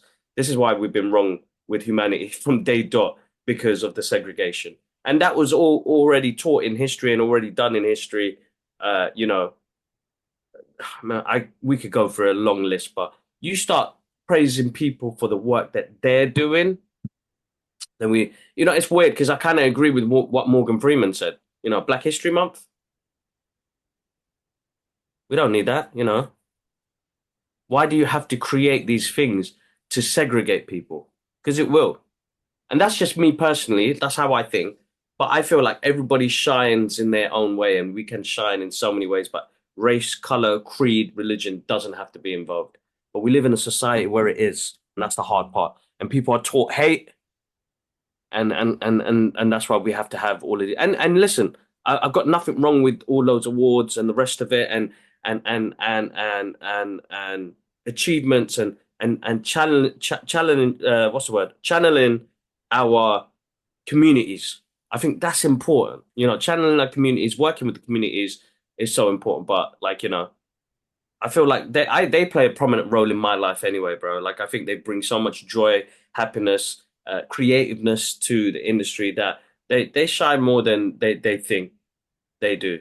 And we're always and I've realized as well, like, and we're always fighting for a place. We're always fighting for a place. And I don't want my kids to grow up like that, man. I don't want my kids to grow up like that. So yeah.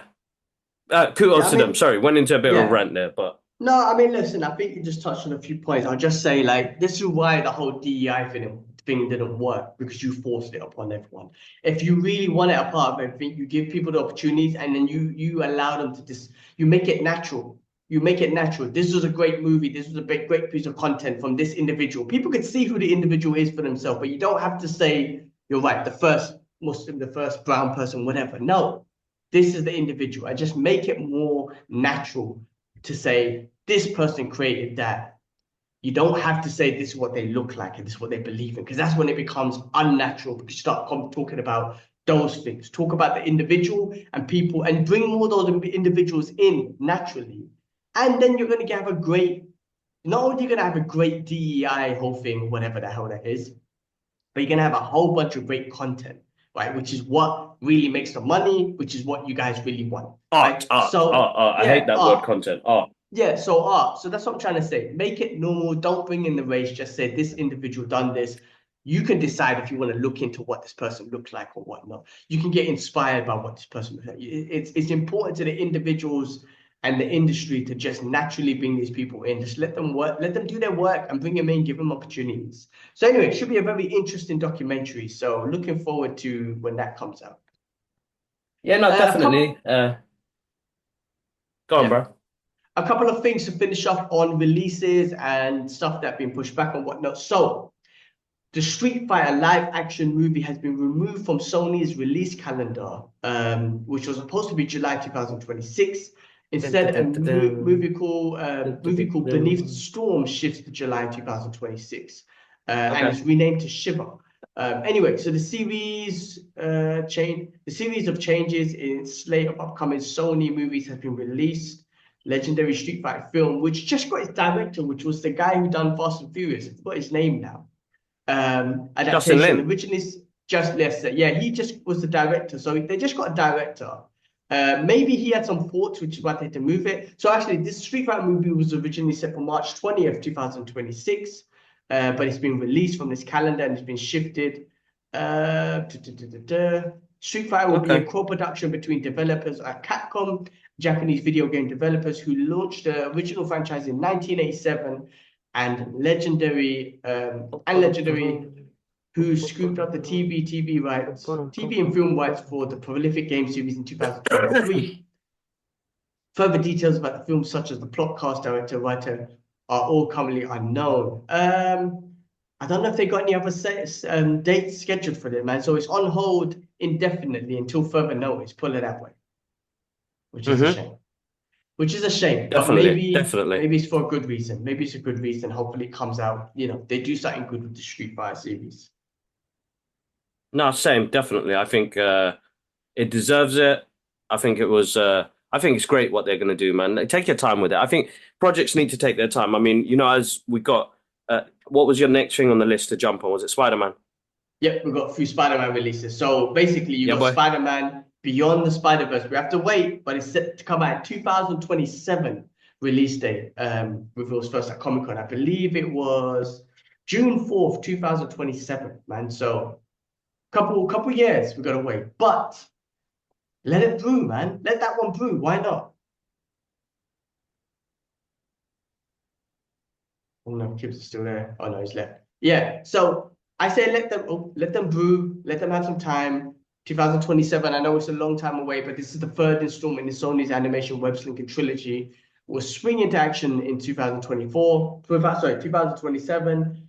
These animations from Sony's have been top class, top class. So I know we want more of them, There's but some of the number best one movie was making, amazing. bro. Number Yeah. two was great. So let number three be great as well. Give it time. Let it brew, exactly. Let it brew. Listen, they've got their issues in the background, but do you want a great movie instead of the shit turnaround we get on like really quick films that come out that don't really make no sense and doesn't connect really well? Listen, bro, take your time. It took James Cameron 14 years to give us Avatar 2. It gave him 11 years to give us Terminator 2. Like some of the best sequels ever made. Okay, I don't know about Avatar 2, but Terminator 2, amazing. So listen, like, there's no need to rush. I think we have been spoiled with art that we get consistently on the go, on demand, which is probably a bad thing because you burn out that way and you don't get quality in what you got. So I'm happy with that. We're gonna get some quality. Bro, Spider-Verse, I love it, man. I love it. I watched Across the Spider-Verse the other day with Alara. She absolutely loved it. Uh, and asking questions about Spider-Gwen and the Spider-Verse, and she was like, like, can we watch the first one? And I was like, there you go. But Mm. because they're quality, good storytelling, good animation, she looked at some of the panels and she was like, that looks amazing, Baba. Like look at that. Like it looks like paint. And I was like, yeah, you've got the concept. So it's like, bring me that sort of stuff where it will inspire the next generation. But take your time with it. So I'm happy that it's taking longer. There's no rush. I think I'm getting a bit more patient with what's happening at the moment. I was a bit because we were getting it so quick, bro. Because we were getting it Yeah. so quick. But I've realized with what's happening currently in the world right now, and with having a bit more patience and a slow down, because as you can see, guys, we slowed down in the podcast recently only because of how life has been. But I feel like the podcasts have more quality to it. We're getting better opportunities, which is great as well, means we get to do more cool stuff. But I don't have to be, like last year, the last 2 years, we were at everything. You don't have to be. I've realized you can have great quality, talk about the great good things as well, wait for things, let it marinate. Same thing, like, watching Cap, like late, it was too late. By then it's already out in cinema. And I caught it. I caught it in a way where I was like, all right, let's stream this. And I'll be honest, of course, uh, but I wanted to show love to the movie. I really respect Anthony Mackie. I really respect his art form. I really excited to see him in this role, it was only because of that one thing that threw me off to say so hard because you want to support your brothers and sisters in that industry as well. And why not support this character who means so much more to give us anyway. Yeah, no, definitely. And listen, I can never tell anyone, you need to do that. You should have spoke. Nah, that's everyone's individual responsibility. That's on them. It's not on anyone else to tell anyone else. So, but yeah, listen, um, I'm patient now. I can be patient. So I'm cool for Same. it to take time. On the Spider-Man, Tom Holland Spider-Man, Spider-Man 4 gets its official title, which is named Spider-Man Brand New Day. And that is scheduled to be released on 2026. 2026. There was an exact date. I had the date. Where was it gone? July 31st, 2026. That's So next year, man. that is next year. I mean, look, with the Spider-Man movies, I have been thinking about this with the MCU one. They have Yeah. been quite consistent with them. Now, they've all been great. I've been enjoying all of them. Tom Holland's a great Spider-Man. They've had great direction. He's been part of the MCU. They've been bringing in MCU characters, which always made these movies fun. The last one I would have to say is legendary, man. The Spider-Verse and all that sort of stuff, bringing back characters. So that was awesome. I want to say that was one of the first movies. Yeah, maybe Doctor Strange was the first one, but to bring back some of the old Fox and whatever movies, you know what I mean, and Sony and whatever characters back into the into the MCU. But these Spider-Man movies are fun, and there's a lot with this character, man. I mean, after what he went through in the last one, now being big part of the MCU. I'm interested to see what happens. I want to. I'm not gonna lie. As I watch Daredevil, I'm kind of like, oh shit, is he gonna show up? He's been commented and he's been caught.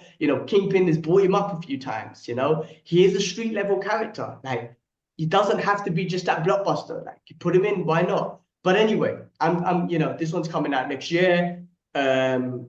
Maybe this will be his introduction into the whole Secret Wars. If he's not in Doomsday, maybe they'll do a couple movies. He'll be in Secret Wars or whatnot. But we'll see. We'll see. I'm sure there'll be a connection there. So that's awesome, guys. Spider-Man. Loads of Spider-Man stuff coming out.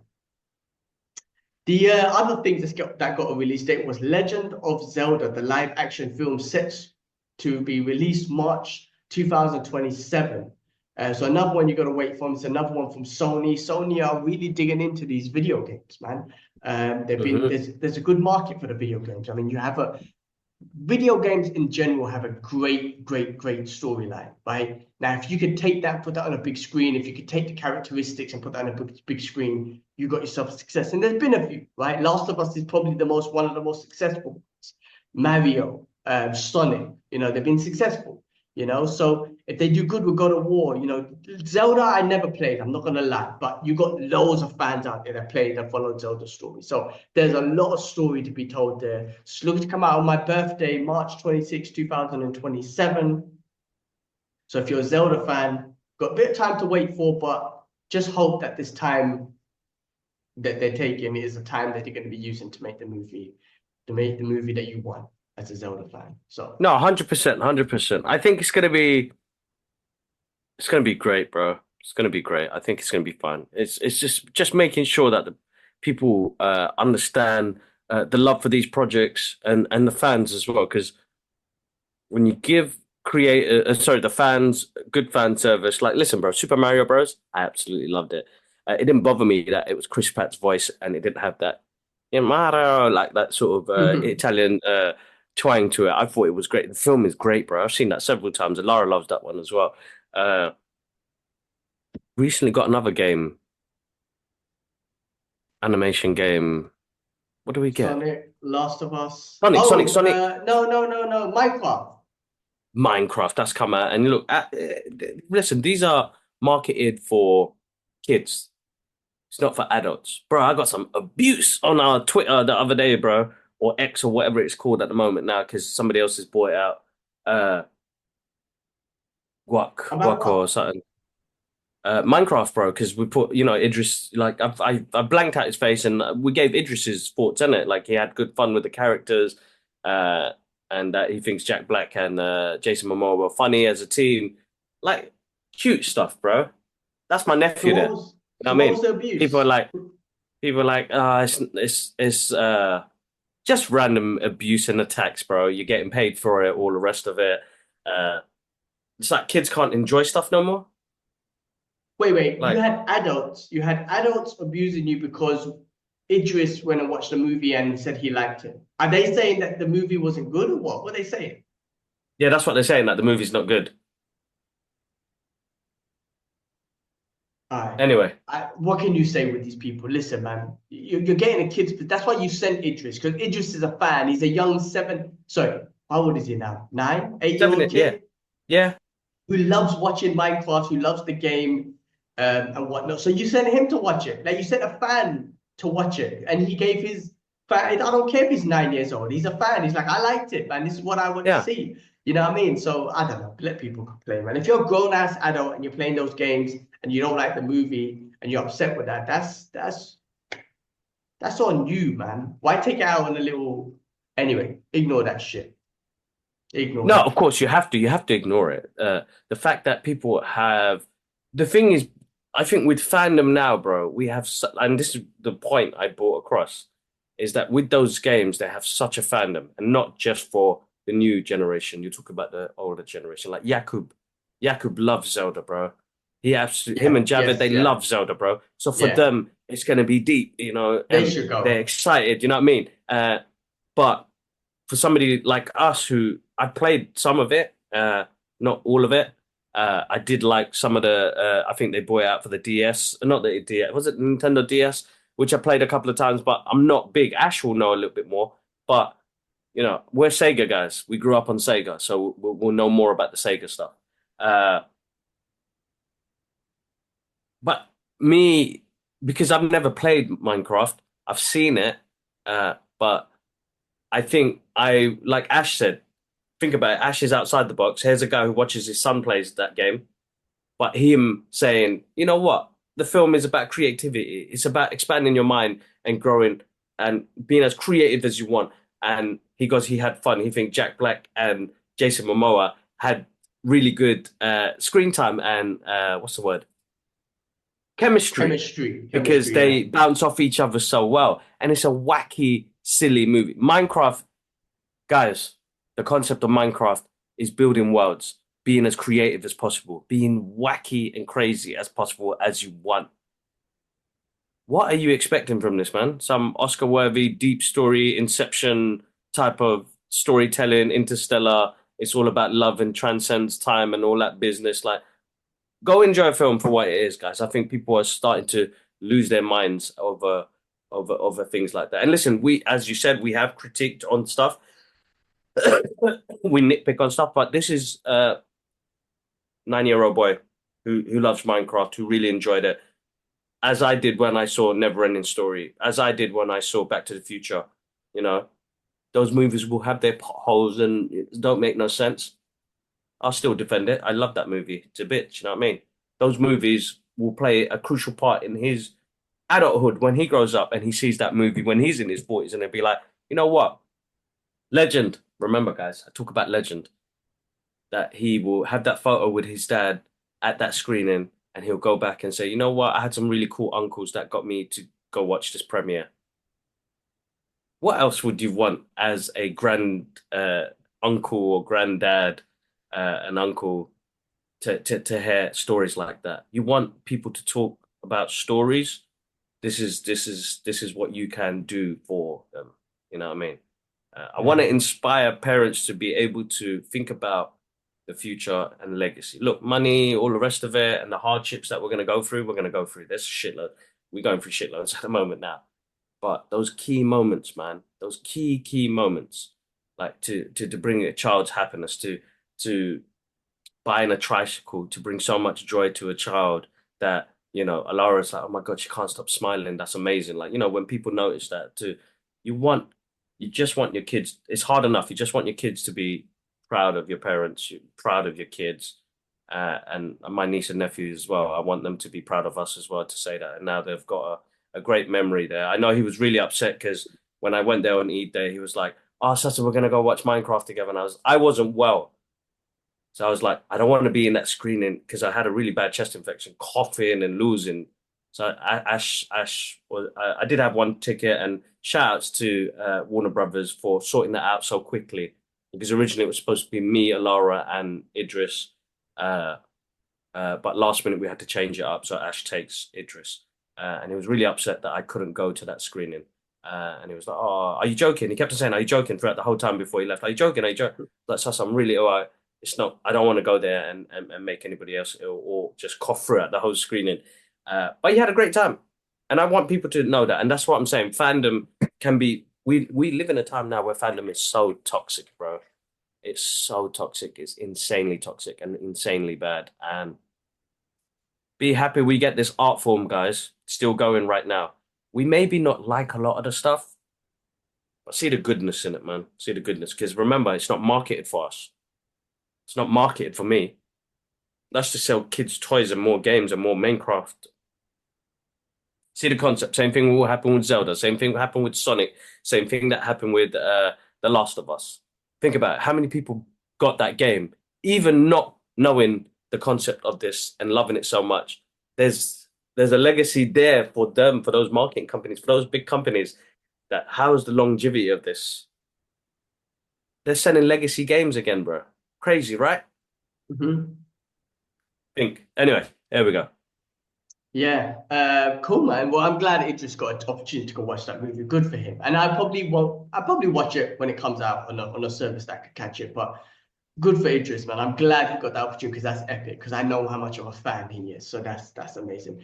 Anything else from the news, bro? Before we get into and finish off with a couple of things that we've watched. Anything No. DC come out of this Comic Con that I Oh, missed? sorry. So they're showing like an extended clip of Superman before Minecraft when it's out. I think it's out next week, this Friday. They're showing an extended clip, and then they are. We'll probably see that clip very soon. They talked about the movie. They did a little panel with James Gunn, Peter Safran, David Corenswet was there, Rachel, Nicholas Hoult was there as well. They talked, I think, about 30 minutes about the film. They didn't talk about any other projects. They just talked about Superman, and I think that's great that they can focus on that a lot more as well. Listen, man, I'm super excited. There is like a lot happening at the moment now. The next couple of months is going to be based on, the Superman promotion. I'm not going to watch any more trailers or anything like that. I'm going to stay away from it all. I know that they released another TV spot or something like that, but I'm staying away from it all. Uh, and I'm looking forward to seeing what they do, bro. Definitely looking forward to seeing what they do. There was a couple of other movie announcements as well, but other than that, nothing major, bro. All right, cool. I mean, look, let's finish off with stuff that we watch. Listen, with Daredevil, we don't need to go into it too much. I think we should do like a full-on review at the end of the season, Yeah, maybe. But last week's episode was fun. Little cameo with Kamala Khan's dad, all that sort of stuff yeah, yeah, was yeah, really yeah. cool. I think it was a great way to kind of introduce him properly into the MCU. No need to have Kamala Khan in there. I feel like her dad was a perfect replacement or perfect person to have in there to kind of collaborate those two. I think No, personally, Kamala 100%. Khan would have been a bit more, it would have been a bit more, I don't know, not too great, in my opinion. I think her dad was a perfect choice. Listen, the show's been great. I've been enjoying it. I just saw last episode yesterday. I haven't seen that yet. Let's do a review when it's done. When it's done, I think we should do a show review at the end, rather than getting into it. Listen, I I'm happy to watched do that. My main fear is they're gonna do the Rush, the Marvel TV series Rush. How did you feel after the last episode? Did it feel rushed? Because we've only got two more episodes left. Be honest. the rush is not the word. I just don't feel the urgency. Like I like even with Kingpin, I know he's the main dude, and I know it all leads to him, but I don't feel the urgency with him. I don't feel that big leader because I don't want to spoil anything or whatnot. But that's what I'm not feeling. And also, I'm a Punisher fan, and you tease so much Punisher, and I haven't got him back yet. So from a Punisher fan, I'm like, where's Pun? Like, what are you guys leading up to? Like, can you not do more investigation work with him in there? Um, so I mean, it's a Daredevil show. It doesn't need to be in it. The only thing I'm feeling is like there might be a rush at the end because I just feel like the build up to the end, it's still not clear to me what it is or what it's going to turn out to be, except just Kingpin. I know it's going to be Kingpin, but what really? I know he's mayor and all that sort of stuff, but I'm just not feeling like there's a massive build up. But the show is like fantastic, though. I mean, it is a fantastic performance show. At the end of the day, you can't take nothing away from that. I just feel like there's something where it's like, I'm expecting a build up and I haven't got that yet. With the Netflix show, I feel like even though you know there was a certain amount of episodes, you could just feel it building and building and building and building. Whereas this one, I'm like, you feel the build up and then I think it stopped. And you feel the build up and then I feel it stops. I'm just like, what's the finale gonna be? And is it really gonna be that task force that Wilson Fisk put forward? Okay, like, okay, we'll wait and see, I guess. You know, like Hand had a presence, Fisk has a presence, but in this is the mayor. And I'm not saying he doesn't have a presence, but it's amazing how you see him fighting between the two responsibilities of being a mayor, but he's truly a gangster. Um, Good show though. I am definitely enjoying it. Put it that way. I'm very excited to watch it every week. It's a very good show. So let's do a review. Once I finish watching it, let's do a review. After you've seen this week's episode, let us know your thoughts. Yeah, I will do, man. I'm scared of the, as you said, the urgency in the character. I'm scared that we are going to get the it's standard. I'm going to shout. I'm going to call it out now. We are going to get the last minute Marvel rush, which I'm afraid of. Which is going to be the end scene where Daredevil and Punisher kill that task force. There's nothing going to be Yeah, leading that's what it onto looks this. Going to like. lead Yeah, this is going to lead on to this is going to lead on to uh, season two, where Fisk it will have more Fisk involved. But I think the finale of this season would be Pun and Daredevil killing that task but they force. don't. I know, but that's what I'm saying. That's what it looks like it's leading to. But that task force doesn't feel like a threat to me. Like when I say Okay, to me, I'm talking about to Daredevil and Punisher. Punisher will just shoot them off. Daredevil's going to try and beat them up, but like they don't seem like a too much of a threat. Where when I saw them two teaming up against the Hand or something, it was awesome. You know what I mean? Like yeah, that there makes was a sense. Yeah, threat there. This task force doesn't seem like they fit that they fit. And plus, I don't know if these task force. I still don't even think that the members of the task force are that bad for Punisher to kill him. Like Punisher is going to kill. Let's be real, right? So I'm already thinking about who he's going to kill. To me, yeah. they don't come across as like that evil for him to be like, I'm going to kill him. You know what I mean? So is that element too, man? I don't know. I don't know. But we'll wait and see. Wait and see, I guess. If it's that, so be it, and I'm sure they'll give us a conclusive story. And, at least we know Daredevil's back. He's in the MCU, Punisher's back, all that sort of stuff. It's great to just have it back. Do you know what I mean? No, 100%, bro, 100%. It'd be interesting to see where they go with it, and yeah, let's see what happens, bro. Let's see what happens. We can only wait and see. Like, I'm predicting it only because I just feel like what Marvel have done in their previous TV shows, and that's what scares me the most. That's what scares me the most is that we'll get that Marvel, Moon Knight, bro, amazing show. Split Mm. personality disorder, mental health. Uh, Oscar Isaac's amazing. They built this up and then bow, man, that last two episodes lose. Secret Invasion. They had such a great concept there. Ruined last two episode. Lose. What the hell? Where did it go to? Yeah, that Where whole did it go thing, to, bro? whatever Where the did hell it go that was, to? yeah. I don't know what that was. So it makes no sense. It feels like they had this great writing in the first couple of episodes, and then pow, like what happened? Like what anticlimax, man? Like what they did with the pun and Daredevil talking in that third episode, like Yeah. they should have peaked, but I feel like it dipped down a bit because it was like, here's two guys talking about losing people, and both of them trying to differentiate uh, the justifying why they do it and how they do it, and talk about their loss in that moment. where they could have continued that on. I feel like it lost that momentum and it just dropped. And like we're waiting. We're gonna patiently wait. But I just feel like it was a bit of a the next episode just was like, "Ugh, come on, man. How you do this to me, man? How are you doing this to me? You could have done better. You could have done better."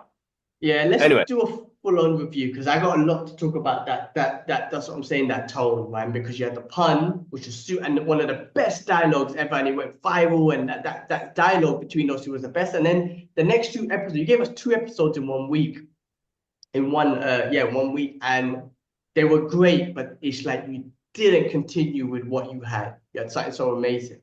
And then this week was also amazing, but just didn't continue.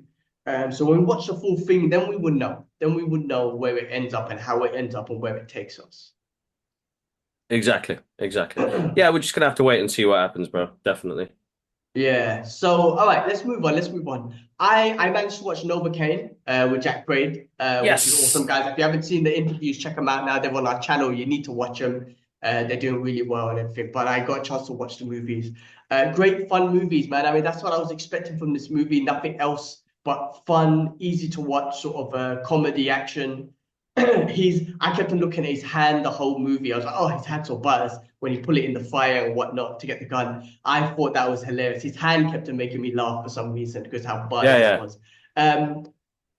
But I think, the story between him and the girl, just little romance story, the guy trying to be the hero, the guy the ordinary dude who has one super ability who can't feel pain, which I think was what justified him being able to be a hero rather than just being able to pick up and just kill up their bad mans as a random dude. He had this little ability where he's not able to feel pain, which kind of yeah, reserved him from the world. Like, you would think that he turned it into a superpower, but he was kind of very much reserved from the world because there's a possibility that he could die because he would be bleeding and not feel the pain and die off and whatnot. So he just kind of kept himself from doing anything, going out and everything. But that was a nice little, because at the end of the day, it was a disease or something that he had, and it kind of prevented him from being in the world, and he was just awkward character. And he finally found a girl that was interested in him, and obviously there was a little twist there, but it was nice that he was able to become that hero. And like I said, it was easy to watch. It was fun.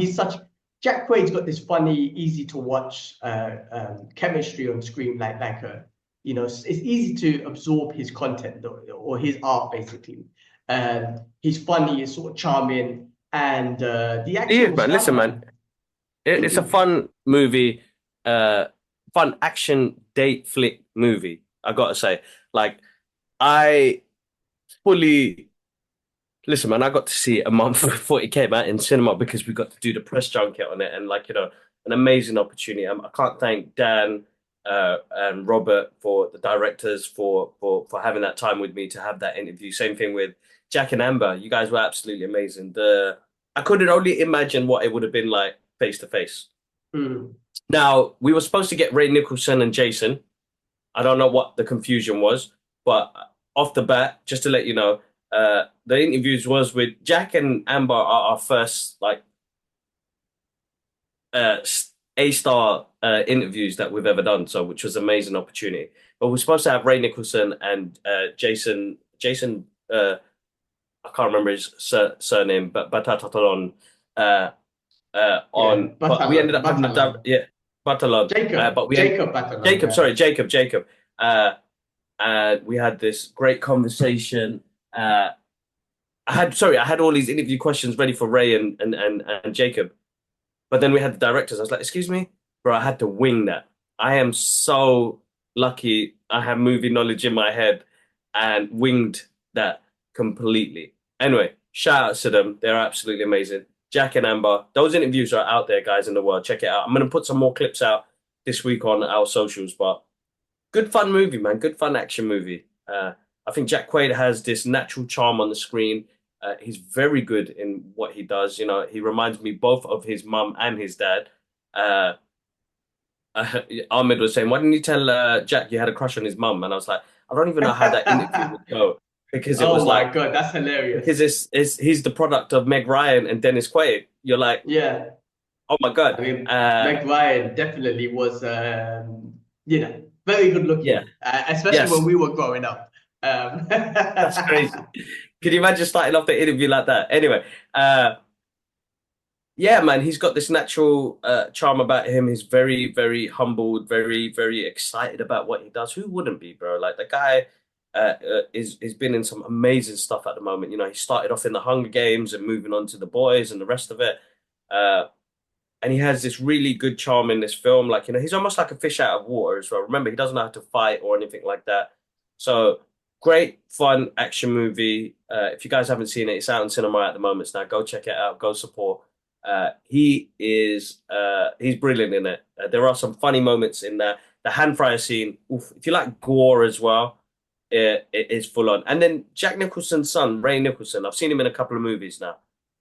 Uh, I can start to see his dad a lot more in him when he plays those characters. And in this one, he plays this sadistic bank robber that is absolutely crazy, bro. He's got his crazy moments in it. Full high octane, good fun movie with a lot of heart as well. And yeah, definitely. I'm glad you got to watch that. That's a good film. That's definitely good. I'm gonna share this with the guys at Paramount because they gave us that opportunity to speak to them as well. There was a little bit of a I didn't know if that interview was gonna happen because I'm like, all right, they told me everything's all right, and then they spelled our email wrong, so we didn't get all the interview links. So I'm like, oh my God, like I'm waiting here trying to get these interviews done. What's happening? No emails. So I emailed Paramount and they called me and they said, like, you know, have you got the emails? I was like, no, I've been waiting. I'm here with my laptop. I'm still waiting.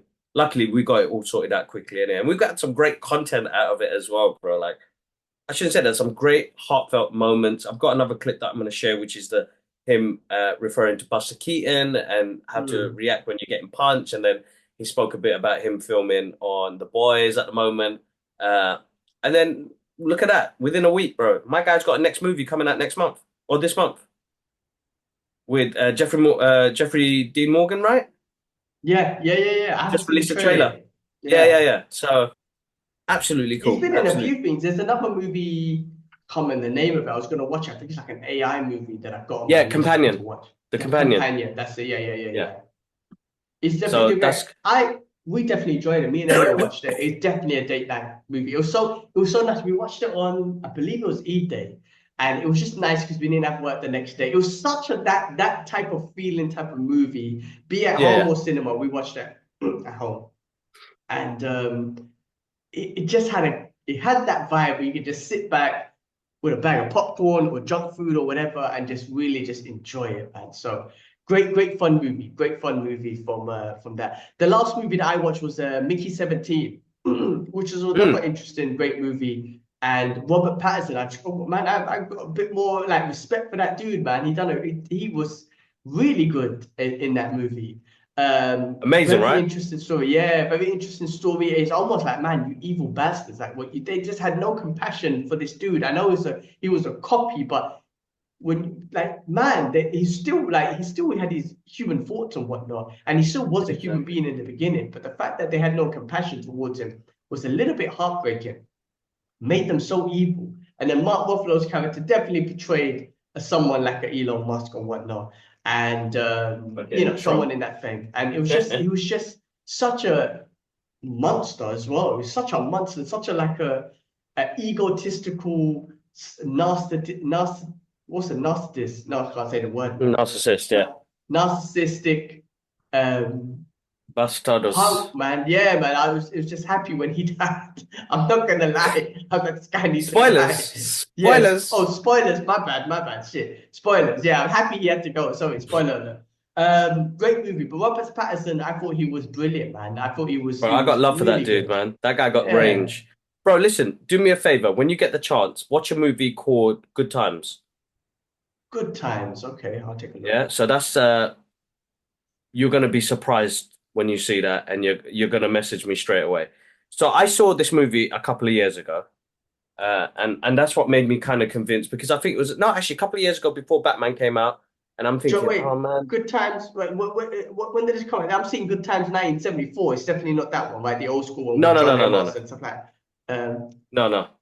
Good times, is it good times? Good memories, good times. Just type in I think Ah, it's good okay. times. 2017 Yes, yes, yes, with yes. So Benny Sir, Robert Pattinson. With Pattinson in it, yeah?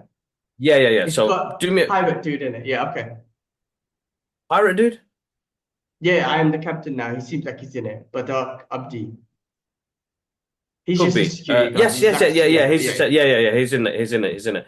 Uh, check it out. Really good. That's when I first, when they first announced that he was going to play Batman.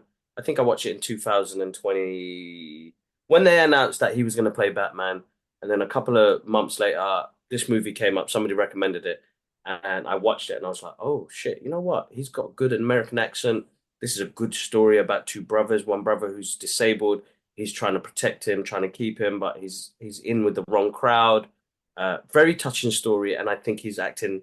He's like it's one of them Oscar worthy. Like what Adam Sandler did in Uncut Gems. Hmm. This is Robert Pattinson's Pattinson's. movie where you're like, oh shit, he's got Hmm. range. This guy got Okay. range. So very good. So what Bong Joon-ho did for Mickey 17, which is adapted from a book, I think is great. My only thing about this movie was it's all about colonizing, right? Going onto another Hmm. planet, colonizing another planet. Take the resources, stuff like that. They still colonized that at the end. Did What was the they? moral What of the they? story? Yeah, actually they did because they They still got ended along up with the there. people there, but they still ended up there. They Yeah, got the along with the aliens. aliens. Yeah, Aliens were yeah. funky, man. That scared the shit out of me. I know they made peace, but what does that peace mean? Because what human beings actually end up doing is like, oh, we need the resource, we need to take it, we need to do this. Yeah, That's the only interesting. thing that bugged me because it had the real world realities of what's happening now, but then just settling. Because that's almost like the story of what happened to the Native Americans, bro. What happened to Palestine? What's happening to Palestine? What happened to Palestine? Well, a bit more on a violent stage. This one, they had peace at the end and they worked together on it. It's crazy, bro. Sorry. And it's funny that Yeah, Mark Ruffalo picked this one. This was the one I was like, okay, he did that on purpose because he was imitating Musk and Trump. And it was a perfect way for him to do that as well. So, anyway, he Mickey was great. 17. He It's a was. good film. It is a good film. Oh, it's a brilliant film. Comedy, I thought it was science really good. fiction. Listen, I do think it was a uh, little bit long for me, but I think there's so much to be told, so much story to tell. Not just story to be told, but also like character development to be told, and little character traits that to be told. So there was so much to it, which made it feel like a little bit long, but yeah. it was definitely I had this different perspective after watching the trailer. I thought there's going to be multiple ones of him and all this sort of stuff, but it was really thoughtful and like heartfelt and like Yeah. there was a lot behind it, behind each character and everything. Yeah, it's really good. No, I fully enjoyed it. It's actually one of my favorite films this year. Putting it out there now. A lot of people maybe not agree with me, but it's one of my favorite films this year.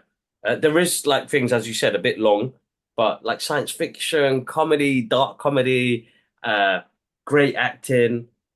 I couldn't have asked for anything else extra, and it's an original film that we're getting up on there. Same thing with Novocaine. It's an original film we're getting up there. Uh, we're getting all these remakes and all these extra movies, and we're prone to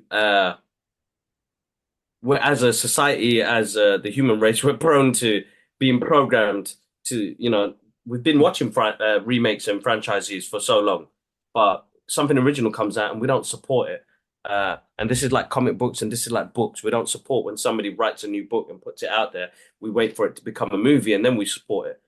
We shouldn't work like that. We work backwards. So shout outs to Bong Joon-ho for bringing out this original movie, and I want to see more original movies. So, like, bro, I'm super excited for Sinners. Ryan Coogler's new movie with Michael B. Jordan. Bro, I've never been so hyped. I haven't watched any more trailers. I watched that second trailer. Hyped. Listen, I Mm, am all about vampires, bro. You know, yeah. and bringing it into that world, bro. It looks sick, bros. It's going to be an original story. You got some good-looking people up in this movie as well. Like this Yeah. looks good. It reminds me of Near Dark and 28. Is it like the that 28 days later? No, no. tw The one. with John, is Yeah, it yeah, yeah. Josh 28 days. Hartnett? Josh Hartnett. Yeah, Josh Hartnett. Yeah. Yeah, Uh, 28 nights, 28 days, or whatever. Yeah, that was a good one. so we've got some good stuff coming out, man. I'm looking forward to that. But yeah, there you go. Cool, That's my. man. I mean, that's all I watched, bro. I mean, Mickey 17 was good. That's all I watched. Anything you watched before we finish off? So again, I said I've got this new appreciation for Brandon Lee's The Crow. So I watched that. I don't know why, bro. I watched it twice. I watched it twice. There was something that caught me, and it was and a quote I stumbled across online. I was watching some of Brandon Lee's interviews for The Crow, and and I was reading one of the comments that we got on our YouTube for our Crow review for the recent one that came out. Now, listen, Mm. creative differences is going to happen. Yeah, they said that the person was saying that this is more close to the comic book world. Now, I totally understand that. I just feel like it wasn't. We have to be invested in the character before you tell me his origin or the origin of the crow, because they told us about both worlds in that movie, which is great. But if you haven't connected me to those two, like, the love story and the character of Eric and what he's going through, then the rest of the movie doesn't mean much. Like, we see the great action scenes, that's cool, and the great special effects, that's cool. But you haven't made me connect to Eric. I need to feel Eric's pain before I go with him on this journey. You didn't do that. Bro, you're right. When we said this last time and you spoke about it when you saw it as well, that first 10 minutes of The Crow, we were in, Hmm. bros. The We were in. original, yeah. We Because were this new in. one, they spent so much time telling the love story. And by the end of the love story in the beginning, I wasn't even convinced that they were that much in love. Whereas the original with Ben Lee, within 10 minutes, I was like, oh my God, I know that they're in so much love. And whatever had just happened to his wife, like, I can't wait for him to get revenge because these guys were so evil. Like you didn't have to even give me the love story for me to be convinced that he was deeply in love with her and he wants his revenge. Whereas in this one, they spent so much time, and I'm like, I'm not even convinced that you guys were in love. And plus, you guys were like two criminals as well. And I'm like, I don't know. If it's close to the comic, but listen, that's cool. Then you can enjoy it. For sure. You can enjoy it. Like, who's saying you shouldn't? Who cares if everyone else says it's crap? And or not crap, but that they don't enjoy it. Exactly. Like, they And didn't you enjoy it. do. You should sit back and say, well, I like it. It's like the comics. And here's my review on it. And go enjoy it. You should do. There's no harm in enjoying something that no one else enjoys. I don't understand that. Like, it's you as an individual. Exactly. It's I you. just It's prefer you. the original one because it's short, not short, but it was able to capture me within 10 minutes. 10 minutes, and I'm like, oh, I can't wait till he gets revenge. You know what I mean? And you're with him the whole story. And I'm already, like I said, I'm convinced of his love story. I'm convinced of the anger and the rage and the soul was not complete. That's why I was convinced by all of that in 10 minutes because I saw what I saw as a viewer, what caused that form of action within 10 minutes. I saw all of that happen in 10 minutes. And I was like, I'm in. Let's go. And that's what I'm saying. And there are some heartfelt moments in there, bro, man, because this guy is carrying this pain, and with I think it's Sarah, which is the young girl, and they have this beautiful soundtrack, and the fact that it can't rain all the time, bro. It's like a quote that I'm living by at the moment now. Uh, we're gonna go through shit. We're gonna go through some hard shit, but not all the time. And I think that's a great concept, bro. And the fact that that movie has enlightened me again with the creativity, bro. There's some scenes in that film that are fucking sick. We don't get that in movies now. You know, when it's the shot of the crow flying and you get this overview of the city and it burning and it's got this oval shape to it, so it gives it a really weird, like kind of wide angle, but the colors and the saturation and we don't get that feel no more in movies, bro. Movies look too clean right now. Where we're seeing people's makeup and shit like that. Where it's like this one had this depth to it, and maybe it's not like the original comic book. And I've looked through the original comic book. Yes, it doesn't look the same. It doesn't look the same. But I feel like they gave me something that, as a moviegoer, something visually stunning and connectable, and the action's great, and it's Ernie Hudson's character as the cop, he's still shocked and still like, Like you know that moment when he was like at the end uh where he gives him the cigarette and he's like, oh this shit's gonna kill me. That sounds this is butters, and then he throws it out. But you know the shockness of him seeing Eric come back and he was like, man, you dead, man. And there was a couple of characters in there that did get killed and they were like, you know, these guys are already killers and murderers already. And then the fear, bro, fear, man, fear is so dangerous. The fear of, oh shit, this is happening to me now. Oof, crazy, crazy. Great Yeah. film. I can't I can't guarantee because I've never looked in it, but I 100% feel that Christopher Nolan, Heath Ledger took inspiration from this character, especially that scene where the gangsters are sitting around the table there. Especially, I mean, that scene is that scene from Dark Knight. I mean, I really feel I've never confirmed or looked into it, but I really feel there was inspiration taken from that scene specifically, from the scene itself and from the characteristics of the Crow to put in the Dark Knight with Joker in that scene. Has to be. You know what? I'm gonna agree with that. And if I ever get the the opportunity to interview Mr. Nolan, I'm gonna ask him. And how crazy And is it that won't. both main characters, main actors passed away Yeah, man, it's after sad. You that know what? movie? I Yeah. was reading up on that story. You know, they ended up having to finish the movie with you know, computer graphics and stunt doubles and doubles of people that look like Brandon Lee. You know, I saw the actor who spoke who shot the gun as well. And you know, it's a tragic moment that happened. I don't know why checks like that don't happen. I mean, to this day, you know, you had Alec Baldwin have that same situation as well now. That's insane, bro. Absolutely insane. Like the fact that we are still having to do this, but we lose a legend in the process. Now, there's going to be conspiracies and all the rest of it that come along with this as well. I'm not all in for that. And that a really bad accident had happened and we lost an amazing person.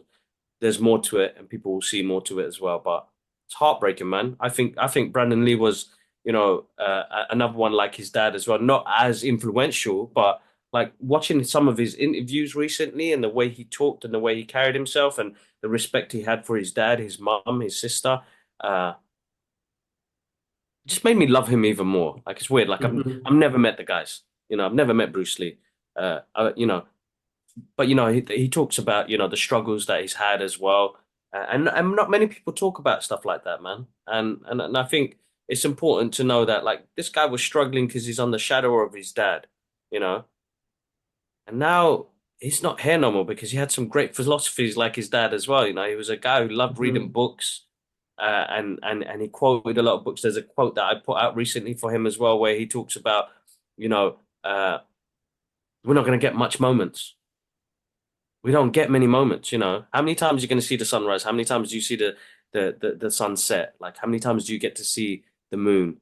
Uh, and it just connected on a different level and made me fall in love with the movie more of what he was bringing to the character of Eric as well. It was moments, bro, those moments of memories as well that he was having with Shelley as well, which is like heartbreaking, bro, heartbreaking. And you put that into your relationship, your kids, your family, and having key moments and I think what's happening at the moment now with the Brothers Geekout podcast is cementing our legacy.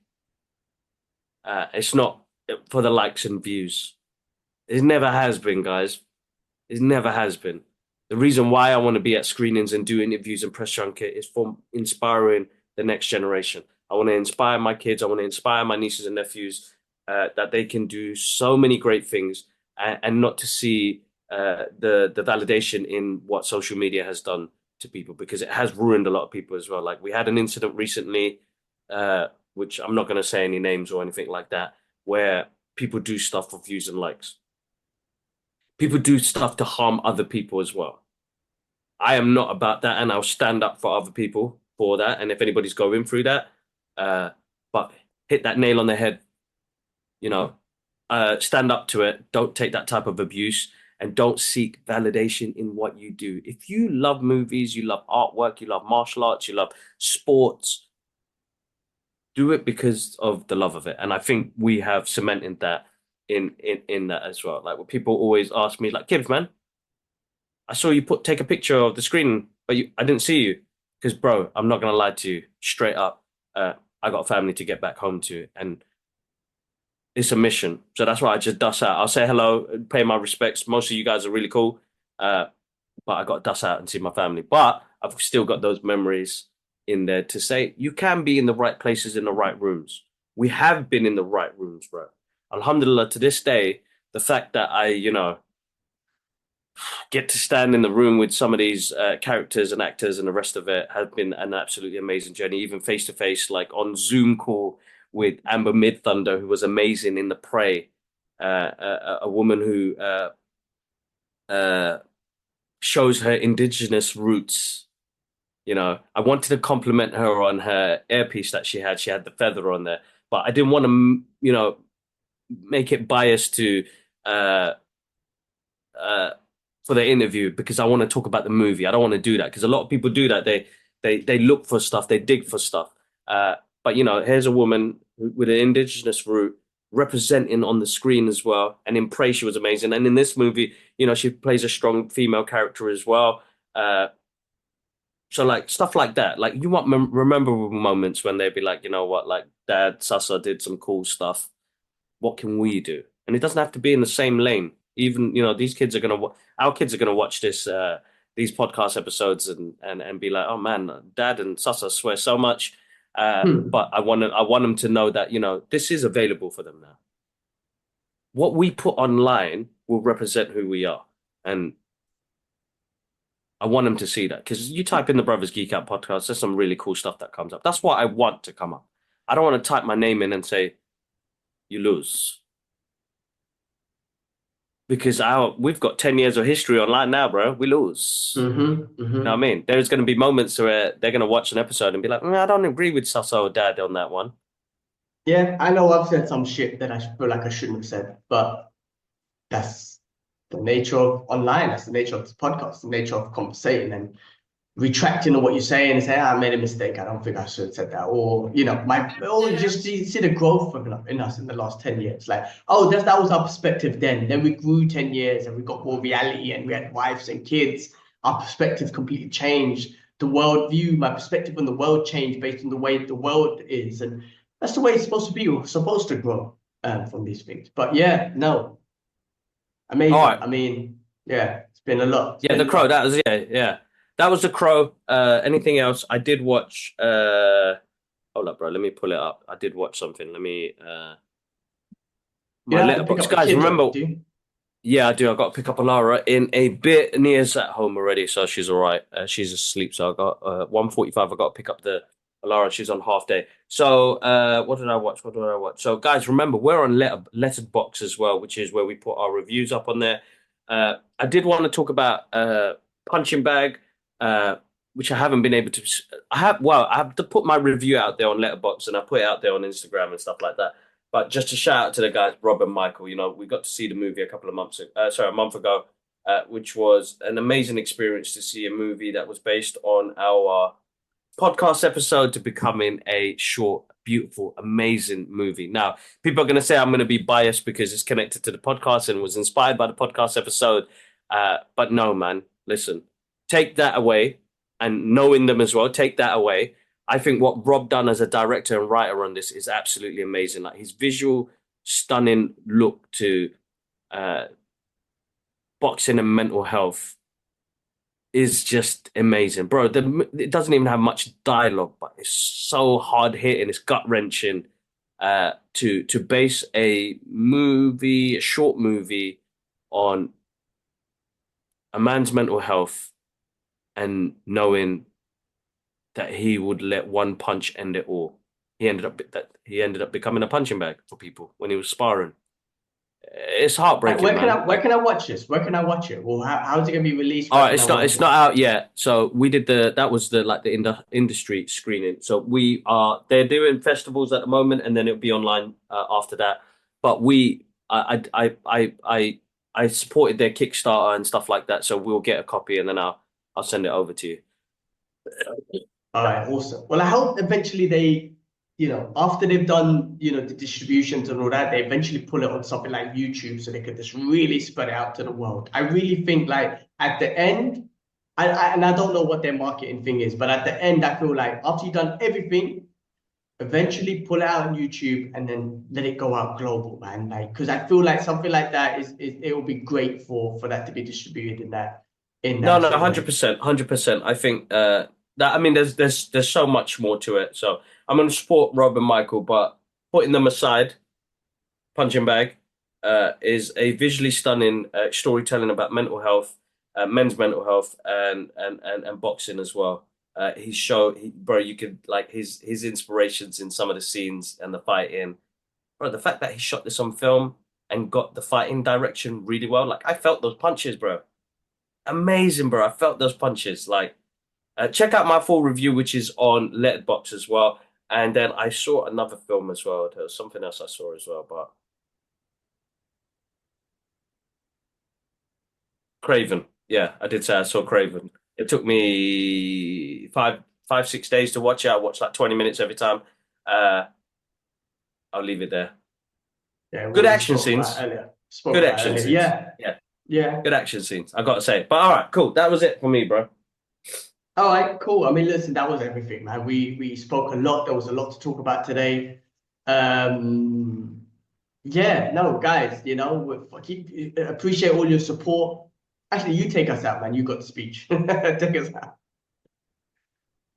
Listen, guys, as I said, look, we spoke about it earlier on the podcast as well, and it's been a hard push. I'm not gonna lie, it's been a hard push, and it's been hard for both of us as well. I think mentally regarding what's happening in Palestine at the moment now, and I don't want to seem to be begging or trying to run the narrative or anything like that. They need our help. They so need our help. But look, I just want to say, free Palestine, free Congo, free Yemen. Free the Uyghurs in China as well. Like there's so much shit going on at the moment. But please help us support medical aid for Palestine. After the massacres they had last week and continued massacres going on for the past 2 years, uh, they need our help like crazy right now. And I'm trying to raise money on my Instagram page, but we do have the link in our description. So any little helps. I know we're struggling ourselves at the moment now, and the current crisis with the cost of living in the UK right now is affecting quite a lot of you guys. And remember, don't battle this alone. There is help out there to get if you need it. So make sure you reach out to those right companies that can help out when it comes to the cost of living at the moment. Now, listen, man, like the water bill, we live in a two-bedroom maisonette. From it being every quarter £200 to £400 is a fucking big hit, and that is going to Mm, hurt a lot of people in the process. And it probably has. I've seen some of the shit that some people are going through. It's heartbreaking, and they got kids to give showers and baths to. It's like, it's hard. It's hard. So listen, with all the struggles, remember there's direct lines that you guys can get in contact with people to help out. There are companies out there that are trying to help as well. But with the people of Palestine at the moment now, they need our help more than ever. And if you could donate a little bit, doesn't matter. I don't care who you are. Even a little bit really helps out. But as always, massive thank you for the love on the channel, guys. You guys have been absolutely amazing. G-Man looks after the YouTube channel completely now with the editing and posting all the news and everything like that. And you guys have interacted so well to it. And, we've had like 30 more subscribers in the past week, which is crazy. absolutely amazing. So welcome to, I was going to say, welcome to the Brothers Geekout podcast. Like massive, massive thank you for the support. Remember, guys, we're on all listening platforms as well. So if you can't get to watch us, you guys can hear us on all like Amazon, Spotify, and Apple Podcasts and other ones as well. Check us out there. Make sure you follow us on our social media pages, Instagram, TikTok, X, or Guac, or whatever they're going to call it next. Uh, I did delete a few, to be honest, bro, because I couldn't keep up with so many platforms. So we are here on YouTube, where there's a community page where you guys are starting to show us some love on there as well, which is amazing. So I share anything that we do on there as well. So check out the community page here. Subscribe, like, dislike, as always, guys, and comment, guys. Always helps us out and all the good stuff. Listen, have a wonderful, wonderful week, day, evening, morning, lunchtime. Have a good one, and we'll catch you guys up soon. One love. Peace. Peace.